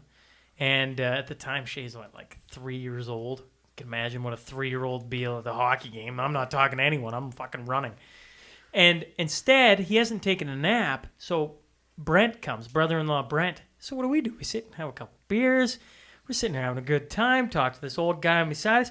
And Paul Bissonnette walks up. He's high as a kite. Walks up, sits down right in front, looks right at me. Can I sit here? Yeah, sure. What do you mean he's high as a kite? Oh, he was high as a kite, Jay. I think what that means is he was high on drugs, literally? Jay. Yeah. Okay. He was smoking Anyways, weed. carry on. Anyways, it's legal in our bloody province. Is it legal in Arizona? I don't know. It's legal in Canada. I'm not too worried about what the... it's I our think Bissonnette can post bail. our lovely leader. I just wasn't expecting. Oh, yeah, it he to was come high up. as a kite. Okay. Anyways, so he sits in front of us, talks. Anyways, he leaves. The old guy elbows me. Wish I would have got his name. I'm sorry, old guy. And he goes, "What are you doing? You gotta go talk to him." And I'm like, "Wow, yeah, no. When are you ever gonna get another chance? You got a pocket. You gotta talk to him." I'm like, ah. And so now I'm like drinking Bud Lights, trying to like grab the courage to go talk to him. So the third period starts, and I'm like, okay, I'm gonna go search. I'm gonna go. All right, yeah, I'm getting the courage. And all of a sudden I look over, and here's Paul Bissonnette, walks back, sits right in front of me again in the same spot, almost like the worlds have all aligned, Manna and it's like from heaven. that's right. But before I can go like, hey, Mr. Bissonnette, like all like cold and clammy and all stuffed up, the old guy smacks him on the shoulder, goes, hey, and then Paul looks back, yeah, and he goes, hey, this guy wants to be on your podcast. I burst out laughing because everybody knows spitting chicklets. I'm like, no, I don't want to be on your podcast. I'm Jesus, I'm not that good. I want you to come on mine. And we sit there and talk, and he's like, well, you gotta, I take money to get on, and people gotta pay me to come on. I'm like, man, whatever, that's all right. I'm just down here with my family. And as soon as I said family, he's like, oh, all right, you got a card? Yeah, I got a card. He's like, nah, screw it. Here, takes my number. He's like, text me tomorrow morning. Boom. All of a sudden that night, I got Paul Bissonnette on, and I'm telling you, that is like, I don't know if that's planets aligning or whatever. So out of the first 100, I'm not sitting here saying I all 100 are special to me. Sitting around with the brothers, babies, I always say this off air. In 20 years, 30 years, whether or not people love these episodes, I love these episodes. And in 30 years, we're going to look back on these. They're going to be awesome. Our kids are going to look on them. They're probably going to think we're all a bunch of idiots. And they're probably going to pick up a couple bad words and a couple bad terminologies. And Mom will agree to that. But all 100 have been really, really good. But the surreal one is Paul Bissonnette. Bar none. I can't believe that happened. That is unbelievable. I can't believe you had both goalies on the Canadian tour of 04. What does that even mean? Well, you had both goalies on the Canadian tour of the lockdown of 04. Kelly Rudy and Grant Fur. Am I not right? Oh my God. Yes, he did. You're correct. That Paul Bissonnette thing is wild. Yeah, When you went down there, you were kind of mentioning, but you actually getting them the way you did is just insane. Well, and I didn't I was like, I can't wait to drop. Like, that night, I don't think I slept a wink. I finished recording that episode at like midnight. Stayed up till like 1 in the morning. Okay, I retract my Ron McLean statement. You have a man crush on Paul Bissonnette. Don't we all? I don't, though. And maybe that's why I'm sitting here, because I find it cooler that you got both Kelly Rudy and Grant Fuhrer on, but I understand why you'd think it, Bissonnette's number one in the hockey podcast, so I totally get it. I do think it's an unbelievable story. But, Biz for me is Biz, so it's whatever. Moving on. Hey, listeners, don't worry about my brother. All right, he's old. I'm just saying. Anyways, let's go to I like Kelly Rudy. Yeah, I hear you. I tell you what, the guy I had the most chemistry with, in my opinion, Kelly Rudy was unreal. Kelly Rudy was cool. Anyways, number 2, favorite senior moment. Favorite senior moment. Go. Well, I'll say winning the championship the year I was coaching with Harley and Sean playing, even though Harley was concussed and wasn't actually there for when we won it. That was... Well, the question always is, was he actually there? Because on the team picture, he's not there. He's not not there. there. He's not there. He's not there. He's not there. I don't think he won. Was I there? I don't know. It was actually the don't know. biggest hit I've ever seen. I honestly Actually, couldn't tell you if I was there because I honestly don't remember. You know what's so. funny about that playoff run is Ken Rutherford and I were coaching. Ken Rutherford, episode number one. Number one? Number one. Ken Rutherford and I are coaching together, and we beat Lashburn in round number one after a tumultuous round one. And I remember looking over at Kenny and I said, Kenny, we're going to win this whole thing. And we moved on to win the whole thing. So that was kind of a surreal moment. Obviously, winning the championship was everything. That's it. Obviously, if I could remember winning the championship, We it would partied be hard that night, Harles. That was He was you know winning what, the Harles? championship. After you got the concussion in that game, because I was at that game, you came back for like one shift and threw the biggest hit I've ever seen you throw in your career. You absolutely leveled the guy, left the ice, went to the hospital. It was unbelievable. No, what actually happened is, so I'm coaching. The period ended after he hit that guy. We went up to the dressing room, and he's sitting in the dressing room, and some of the guys come up to me, and they're like, Harley has no idea where he is. And I'm like, oh, fuck. I just let him out for a shift. Yeah, and he rocked went that out there and guy. just absolutely ran over Mom's somebody. gonna kill me. yeah. We called his wife, and she took him to the hospital. That's actually what happened. But yeah, I had no idea he was concussed. As a good coach, you should go talk to your player after he gets hit that hard. I just didn't. No concussion protocol in Hillmont. No, definitely not. no. Not at that time, anyways. These days, who knows? I don't know. You know what? I have no regrets because we won the championship. It all played a part. Putting my brother's life on the line, but I no risked regrets. my brother's brain, which might explain some of the conversations he had I today. don't- But I still Actually, would risk I that don't to win notice the him much different championship. after the hit than what he was before. That's true. Though, the one memory I will say of that entire run up there is actually, I can't remember if it was the second or the third period. This is the concussion talking, of course, but no, I'm pretty sure it was the third because I went back. There was about 4 or 5 seconds left. Hit one of the Wainwright guys behind the net. Popped the puck out to Brad Noble. Brad Noble put the puck in the net, and we won that series. And that, for me, I remember that. And that, for me, there was like 0 seconds on the clock and won the game, and that was awesome. That to me, is one of the... I got one more story. Oh, my God. So we actually missed Can we game, move on to Jay Game 4 already and yet? Game 5 of that series because Harley had his wedding that he planned In the middle of the booked finals. in the middle of finals for Mexico because he didn't expect us to make the finals apparently. So we take the captain of the team, Sean, and Harley, fourth line plug, and myself, the head coach, go down to Mexico, have the wedding. And on the way back, we find out that Hillman lost both those games. It was down 3-1. I remember going through the airport. I bought a fancy bottle of scotch, which I ended up throwing up on Mom's floor the night we won. But that's beside the point. That's besides the point. We're going through the airport, and my buddy's wife looks over to me, and she's like, well, I guess you're drinking that by yourself. I said, fuck you. We're going to drink this when we win the frickin' series in 7. And we won the series in 7. And I threw up my mom's floor. Anyhow, go ahead, Jay. Well, my favorite is the only game I played for Hillman. Now, I did play 2 years as senior in kids, Scotty. Hillman just didn't – they petered out just as I was going to get there and didn't come back till I'm knee-deep in kids and coaching. So I just never got to play. So first game of the season, I don't know, probably 4 or 5 years ago now. They're short players, so they formed the Newman line on the fourth line with me and Dustin Harles. And it took me a couple periods to get going. I remember scoring a beauty in warm-up, though. Just a beauty. My favorite Right? moment of that game was Jason getting laid out. Hey, it's my story. It's my story. No, Dustin fed me cross ice, and I went under the bar on Yonota. No, it wouldn't have been Yonota. Who would have been back then? Maybe Stanger. Anyways, so get going into the game, and I'm slow. I'm nervous. I don't want to make any mistakes, and I threw one up the middle in our own end with nobody there, and they had a 2-on-0. But Stanger bailed me out, so thanks, buddy.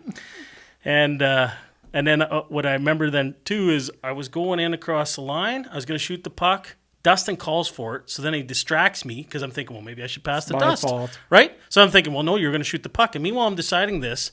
One of the guys, Joel Hyde, I don't know if I ever coached him. He was on the team that when I was with the BAM AAA team. Anyways, he blindsides me and absolutely craters me in the ice. Of course, everybody's laughing because they think it's hilarious. I mean, if it was in the NHL, he would have got a 10-game suspension. And I think it was my whole left side just absolutely went numb. So then I try and get myself off the ice, right? And then by the third period, we're starting to feel a little better, right? Starting to go. My last shift of the game. Got to realize Kenny Rutherford's missing. Had something important to do. So Colby McDonald's running the bench. And I coached Cobes for a couple of years in Junior B. And I could tell he was itching. He asked me halfway, so it's like a 3-2 game. He asked me halfway through the second, should I just go down to 2 lines? I said, Copes, let's just run her out a little farther here. Jay wants a little more ice. So there's 12 minutes left in the third. I go out there, have my best shift of the game, draw a penalty. We're all over him. I come off. Copes says, Newman, you're done. And he says, can you stand over here and help me coach? So... That was, I just loved it, though, to be able to have a guy that I coached for 2 years be able to tell me that I was done, stand in the middle of the bench. It's actually a really funny memory. Jay's stat line for the Hillmont Hitmen is 1 0 0 0 0 I 0. I He so should have at least taken a penalty. well, I so regret that, Dust, right? Because whatever, I don't get a goal and fight, assist, something. but I could have literally went out there and just tripped somebody or done something. I don't think I would have elbowed somebody because then if they would have fought me, that wouldn't have been great either. So I probably would have went up to you should somebody have like fought the smallest guy on Lashburn. Well, no, what I would have done, because I coached a guy like Getsy, I should have just went to Getsy and say, listen, when you get the puck, I'm going to absolutely hook the shit out of you all the way down the ice until the ref calls me. Nothing personal. Please don't turn around and slash me. Right? And then I would have got 2 minutes. I would have felt a lot better about myself. Turn This around, one had a slash stat you line. right in the teeth, and you're missing a tooth just like your youngest brother. Isn't that an NBA? Who was the coach of the Raptors when his line was, I got players on my team, their stat line is 0 0 0 0 0. I was a team guy, Dust. I was good in the dressing room. Good on the bench. I was going to say, obviously winning is by far, you can't beat winning. But since we've all kind of beat that dead horse a little bit, one of the other fun memories and a big thing that I love being a part of is the alumni. And retiring Brad Simons' jersey was a pretty special night. That's a guy, heartfelt. But that's a guy who put a lot into that community and surprising him because he had no idea, or I at least like to think he had no idea. And to pull him out on the ice and a guy who doesn't like attention, to just give him a bit of attention, that was a fun night. Penalty kill specialist. And still yet found a way to score a couple of big goals in the final series. Yes, right? he did. He Bled did. everything, Hey, Hitman. I remember Not that I being Wheeler taking 4 minutes Oh, of Danny penalties. Wheeler. Danny, if you're listening. Game 6, damn you, Yeah. Wheeler. You almost made me lose my hair. And How about Game 7 when he carved McNabb's face with 10 minutes left? Yeah, but that's not the story I'm telling because that one doesn't include Well, Brad he took Simons. another 4 there, too. Yeah, he did. Anyhow, what did he take? No, he took 7 minutes in penalties because he tried to fight a guy Tried to in Game fight Blair, 6 when we're up by 1, and Brad Simon walked down and Sinclair. Blair Yeah. Sinclair. Yep. potted one. And that 7 minutes of penalties, and we actually scored 3 goals to their none. There was a lot Screw of you, Dewberry. really awesome penalties, though. You think about the two of Danny Wheeler, and I think of one of Graham Murray, where he reaches out from the bench as Kurt Bensmiller is skating down the ice and grabs him right by the fence, or right by the face, and just face washes the shit out of him. And none of the refs see it, and Kurt just loses his mind. Kurt Bensmiller totally deserved it. Yeah, and Totally. that was one of the best things I've ever seen in my entire life, being on the ice and watching that happen. That was not in a and game no penalty 6 or- called. Like that that was was not- unbelievable. That was unbelievable. not in or Game 6 or Game 7 of the finals. Anyhow, go ahead, Sean. To give you an idea of how smart sometimes Graham can be on the ice, wasn't it this year? where he decides he got McNasty, who's got all these 100 videos of beating the hell out of people, and even if he's not, guys are pounding him. He's got a face of stone, and Graham happens to pick him to do the old skating along, not paying attention at the last second as they're changing, just buries a shoulder into him and knocks him on his back. All the guys. I'm sitting in the penalty box watching this, right in front of me. Graham comes back in. I barely touched him. I didn't even see him there. I'm like, right. As he's getting his head grabbed and slammed off the ice. I'm like, I can't even be mad about that. You kind of deserve it. I worked with the guy. He had a nice 3-inch raspberry right in the middle of his forehead for the next 2 weeks. I don't think anybody accused Graham of being smart.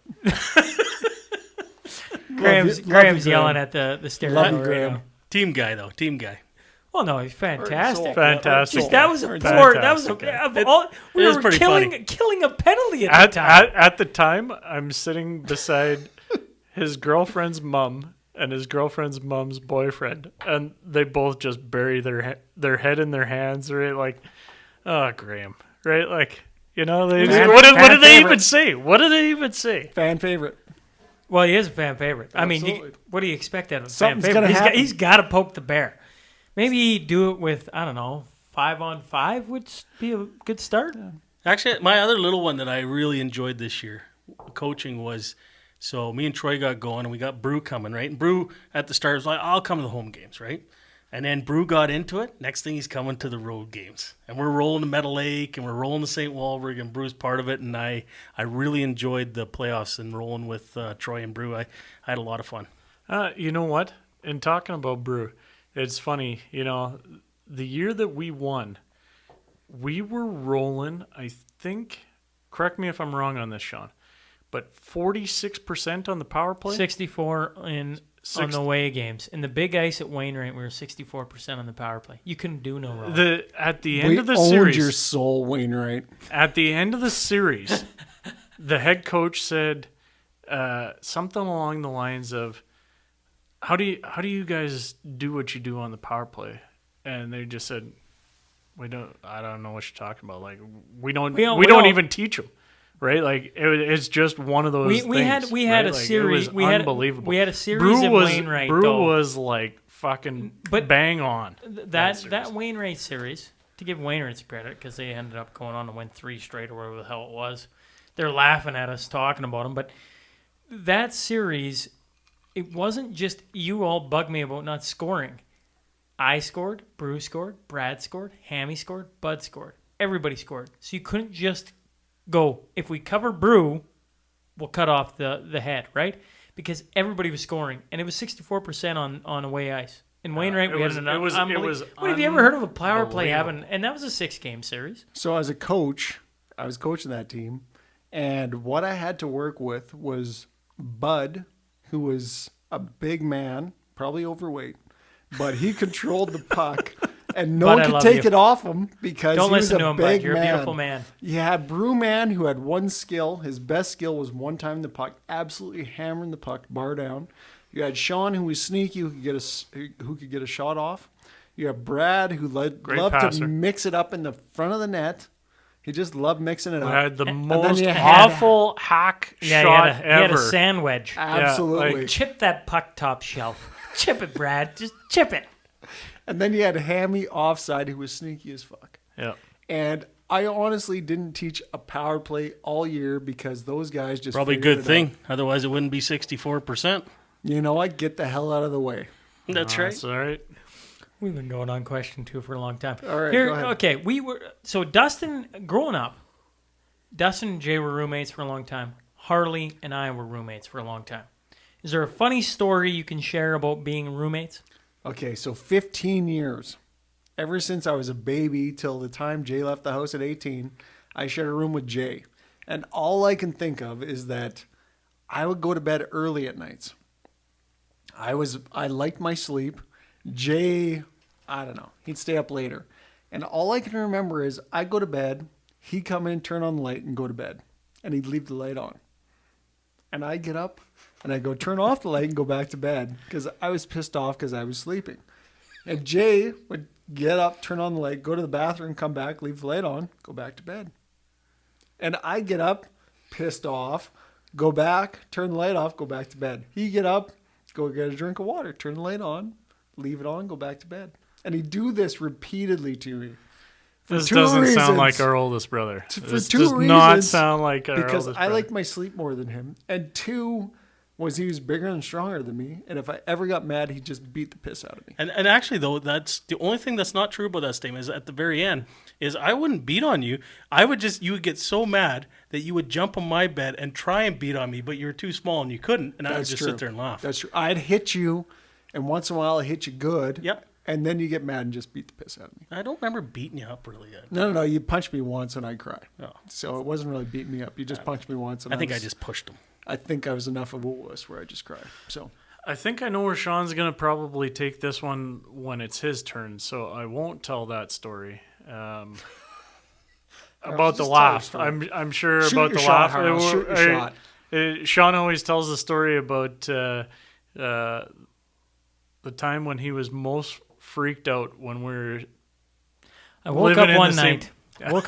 See? You see? I told you. Woke up one night to Harley giggling. Harley and me had bunk beds, all right? We had bunk beds. Harley on top. Crisscross. Yeah. Crisscross. Yeah, that's they were right. kind of Crisscross. parallel, So I was like, parallel to each other. Yeah, my feet stuck out and Harley was on top. Well, anyways, and I woke up to Harley giggling like perpendicular, a little schoolgirl.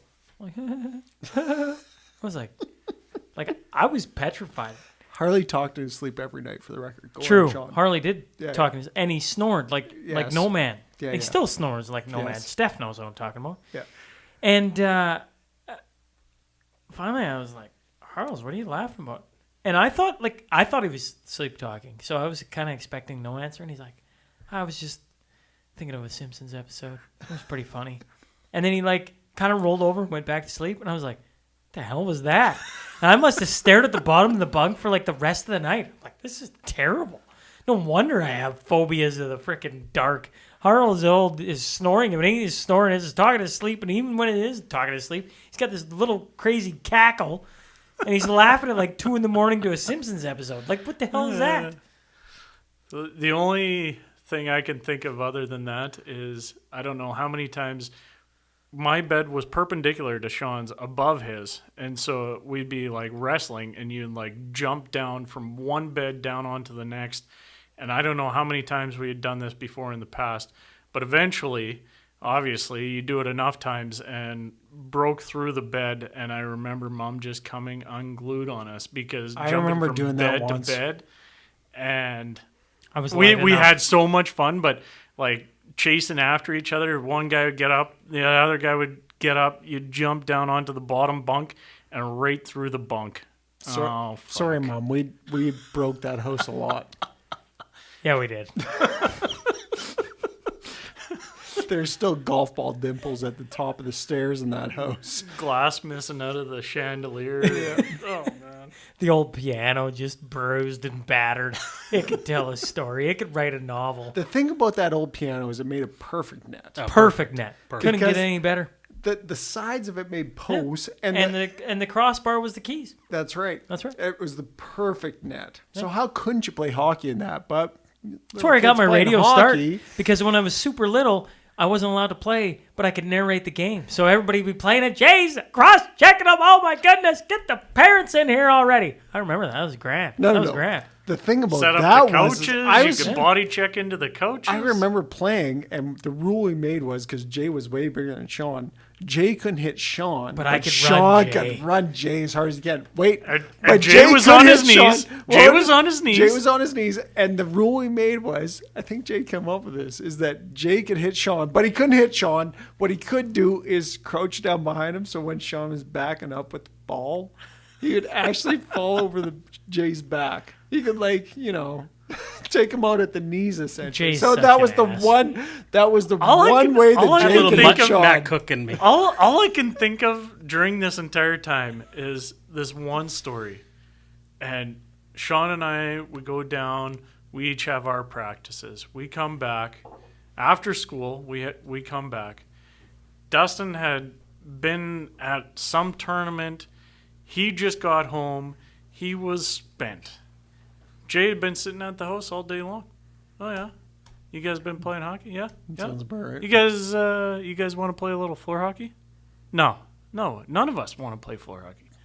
No, I think we should play floor hockey. I'm excited. Let's play some floor hockey. Huh. Well, no, I'm starting to think, well, maybe I want to play a little floor hockey. Sean, you want to play a little floor hockey? I don't care. Whatever. Dust, you want to play floor hockey? No, I've played like 3 games all day long. I'm not playing no floor hockey. Come on, Dust. Let's play a little floor hockey. Jay just keeps egging him on. Fine. Play some floor hockey. You guys all want to play floor hockey? Fine. Jay. Dust, go get the pads. I'm not going to get the pads! Who goes and gets the pads? Dust goes and gets the pads. This is Jay to a T right here, folks. Still trying to get Harley to Still- bring the ice to the studio. I still fucking hate him to this day because of that. For the record. A lot Because of that's that, all true. a lot of that's true. The only thing not true about that story is wasn't necessarily saying it at home because I was as active as you guys.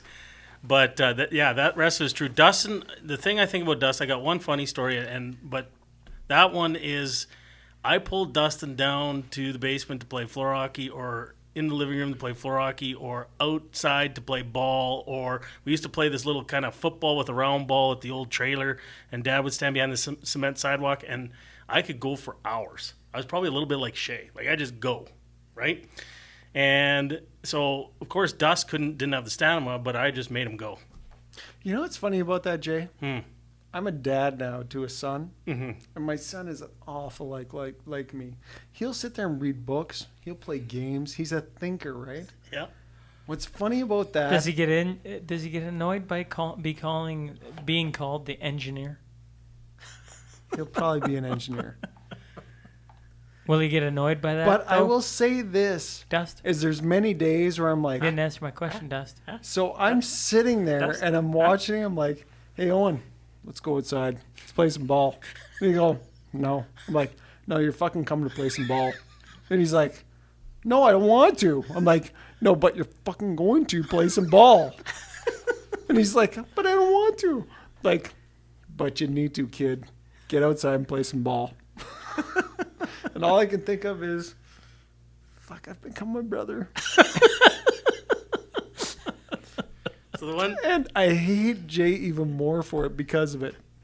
the one funny story I have is when we were down in the basement, I was probably about 11, so Dustin been about 8. Maybe I was 10 and Dust was 7. That seems to fit right. And so again, like Dust says, I actually used to read a lot. Is one of the reasons I stayed up so late. Just about burnt my pillow in the house down one time, but that's a different story. So Do you read? all the time, I read the whole Hardy Boy series. So we're And that is saying something. Right there, folks. Right there. Props to anyone who knows what the Hardy Boys is. So I'm sitting there, and it's Christmas Eve, and Mom used to come God. down with the stocking and a little present, right? That's She put them on end the of dresser, story. right? Don't tell the rest. And Don't tell the rest. and so Please don't. of course I stay up late. Dust, he's sleeping away downstairs. She comes down about 11:30. I see her come down. I wait 5 minutes till she's gone upstairs. Everybody's settled. And I go and I rush down to Dustin's bottom bunk because we're on bunk beds This then. is the biggest assholish thing you And can ever do to I someone. wake else him in up and I your go, life. Dust, it's Christmas. Look at I'm the so presents are out." innocent. So And Dustin, innocent. 7 years old, is just excited.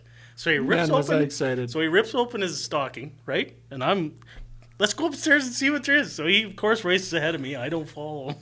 He goes up the stairs, and all I could hear is just Mom just giving it to him all the way back to poor Dust Christmas Eve, crying all the way back to his bed. I don't know why I found that funny. But I cried myself to sleep without a lie, for sure. How do you go from that?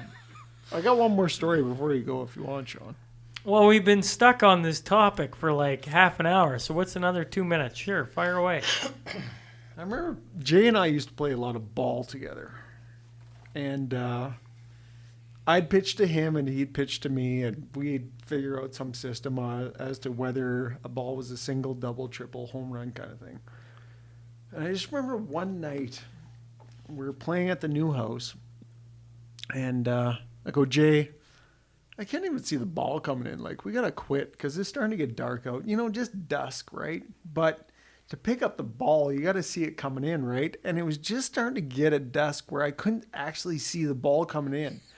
And I tell Jay this, and he goes, "Oh, you can still see it. You're fine, right?" And about 5 pitches go by, and then he throws one, and I didn't move, and it hit me in the skull, like hit me just straight in the temple. Ever since then, We were Dustin's playing with wearing tennis glasses. We were playing with tennis balls.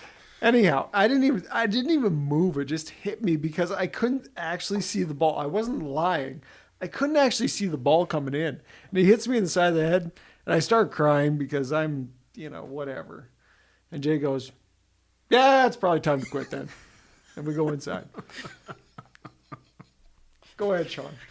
If you were traded from a team, Do you got a story about Harles, or you just avoid? no, it? I told the him the cackling cackling, story. the All right, cackling, the Go cackling. ahead then. All right. Glad you're listening. Hopefully somebody's still listening out there. If you were traded from a team you've played on, so this has to be a real life person. You can't say, "Oh, I was playing in Pittsburgh and I want to be traded with Crosby." I'm saying if you were traded from a team and could pick one guy and go back as far as you want, what would be the one guy you'd want to be traded with you in the deal? I don't want to start. I actually really enjoyed playing defense with Cole Costa Riva. So I would probably take Riva. with me. Harley played D for like 3 games. He's picking defense? I'm saying Riva. I'd like to take Riva. Everybody enjoys Riva on the team. No he's one a likes good. playing D with Riva. He's a good room guy. I enjoy the shit out of him. He drinks a beer. I was going to say it's a no-brainer for me. Played with a lot of good people over the years, but never in my career did I ever play with a guy as many years as Brew. So if I could take Brew with me and have the 1-2 punch, play with him for like 8 seasons. You fed him a lot of one-timers. Well, A lot of one-timers. I was kind of lost. No offense to Duds. If Duds is listening to this, he did a great job. But Brew, I could throw it anywhere by the end, and he just one-time that thing, hammer it home. I think Marty Britton. If you actually want to see Marty Britton and I working well together, go on YouTube. Google YouTube? YouTube. Really? Are you Wait, kidding me? No. I was You're gonna throwing say, this out there right now? I was gonna say Like, this. where did you guys play well enough that you guys need to throw? I was gonna say this. The other person, Mum's listening still. Oh my Marty's God. still listening. Hey Marty, shout out to you, buddy. I know you've been cursing at the radio, but it has all been for it's all been for everything right now because Dustin is gonna throw you some love. Okay, so Google Kid Scotty Monarchs, and what you'll see is Marty Britton, him and I playing with the Kid Scotty Monarchs. Marty Britton gets the puck, throws it up the boards. I'm flying because that's all I can do in hockey. He throws it up the boards behind me. I skate into it, grab And here it is, folks. walk down the line, go top shelf, far side. True story. Oh, this is like old school Hillmont Old school. jerseys. Look at those. You I know think what's that's funny? Bob Lindsay. You know what's funny about that is Well, you could talk. You could talk ahead. through this. Go Well, ahead. I'm just. Anyhow. I'm looking, this is in. waiting after for it. watching I'm after waiting for it watching here. the video, I didn't realize how lazy I was until I actually watched the video. I'm like, I am lazy. Like I'm the who laziest am I guys kidding, on the folks? ice. But Marty's This is throwing a the puck up the boards. I 10-minute skate into it. This is a 10-minute walk into video, it, Dust. shoot far side, top shelf, scores for the win. Anyhow, So what you're saying is I need to fast forward to the end. Is that what you're saying? Marty and I have a sixth sense for each other on the ice. So you're saying Marty Brett. Marty Britton. We'll see. Listeners, Jay. Kid Scotty Monarchs, YouTube, you'll find it. Where you go. Jay, where you go? That is probably my pinnacle of my hockey. I just Jay, I just Jay, lost, shut this down already. I just and lost a couple minutes of my There it is. There it is. That was it. That was it. That was it. That was it. Oh my gracious. I'm going to be very clear. If you pause this and didn't listen to me right now, I apologize for my brother. Do not go search that video because it is not that good. I go top shelf, far side, streaking down the wing. That is It's just beautiful. I don't even have a comment. You know, Jeez, that's Jay, hard do you to- have any Just, videos like, of you can we scoring get on past YouTube? this already? Like, I don't think All you right. do. No, I didn't grow up in the YouTube So era. we got Cole Costarivo, we got Brewman, we got Marty Britton. Who's Jay getting traded with? I don't know. I didn't play a lot of senior. So, I mean, I don't know who I'm getting traded with. You played on a line with Travis Clayton, though. Yeah, and I mean, and Bart Redden. I probably had the most fun, in minor hockey playing with Trav because he was just such a great hockey player. And it's kind of like the old saying right now with McDavid, right? Bob Stauber says he could score 25 playing with McDavid, and it was kind of the same for me. I mean, you played with Travis back then. It didn't matter who, if it was me or Ty Kerr or who it was. I mean, everybody's throwing a goal in when you're playing with Clayton, and so probably, he was one of the funnest guys I've ever played with. That's a guy I should get on here. Here's your Yeah, final you should. question. All right, we're gonna put a bottle on this one. All right, the next time we do this, okay, here it is. Name the player who is going to lead the playoffs with the most points.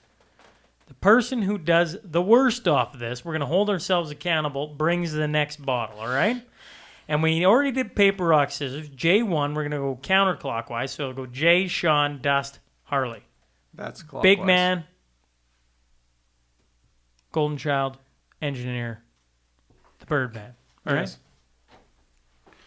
I go first. Okay, so I'm thinking Tampa Bay and Vegas in the finals, and Vegas wins the cup, but Kucherov leads the playoffs in scoring from Tampa. Well, I'm going to go against myself a little bit because I picked Edmonton, Vegas in the West. I'm going to pick McDavid. I'm going to do it. McDavid's Who'd you pick in the finals? Vegas and Washington. So you're saying McDavid's going to lose out in the conference finals I'm saying and still lead the McDavid- league in scoring? I'm saying in order for the Oilers to get there, What you're saying McDavid is going to what have to you're be saying lights is McDavid out. has 6 points already, and you're just going to go with him. Like, he sounds like my 10-year-old brother right now. It doesn't matter who I pick to get to the finals or anything else, but McDavid's going to lead in scoring. He might lose in the first round, but McDavid's going to win it. Just because McDavid's my favorite player and I love McDavid. For the record, if Sean did pick him, I was going to pick him. Hey, if I lose this and All have I to can buy think- a bottle because I got McDavid and I get to cheer the All I can think about right I'm gonna now be is happy about it. somehow I know Jay is just trying to screw us because it's like when you had those hockey trading cards and he'd be like, yeah, you don't like that guy. Oh, that's Wayne Gretzky? Yeah, no, he's no good. Oh, yeah, I'll give you Esa Tikkanen and a bag Love of pucks Esa. for No, Love see, Esa. no. See, the for trick- Wayne Haken- Gretzky. Haken lose. And then meanwhile you're going, how Haken is was Jay great. trying to screw me? I'm really not sure how he's trying to screw me, but I know the he's going trick to to try trade screw me. carding for all you young ones listening is you No trade trades cards. volume.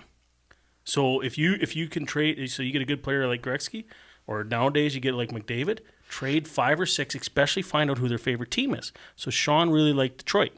So you find 4 or 5 True. Detroit players, and then he will literally give you anything, right? Because he's getting 4 or 5 of his favorite team. It's a no-brainer. If you must learn anything from this, don't trade anything with Jay. with Jay. Yeah, that's right. That's right. That's right. Everybody knows this.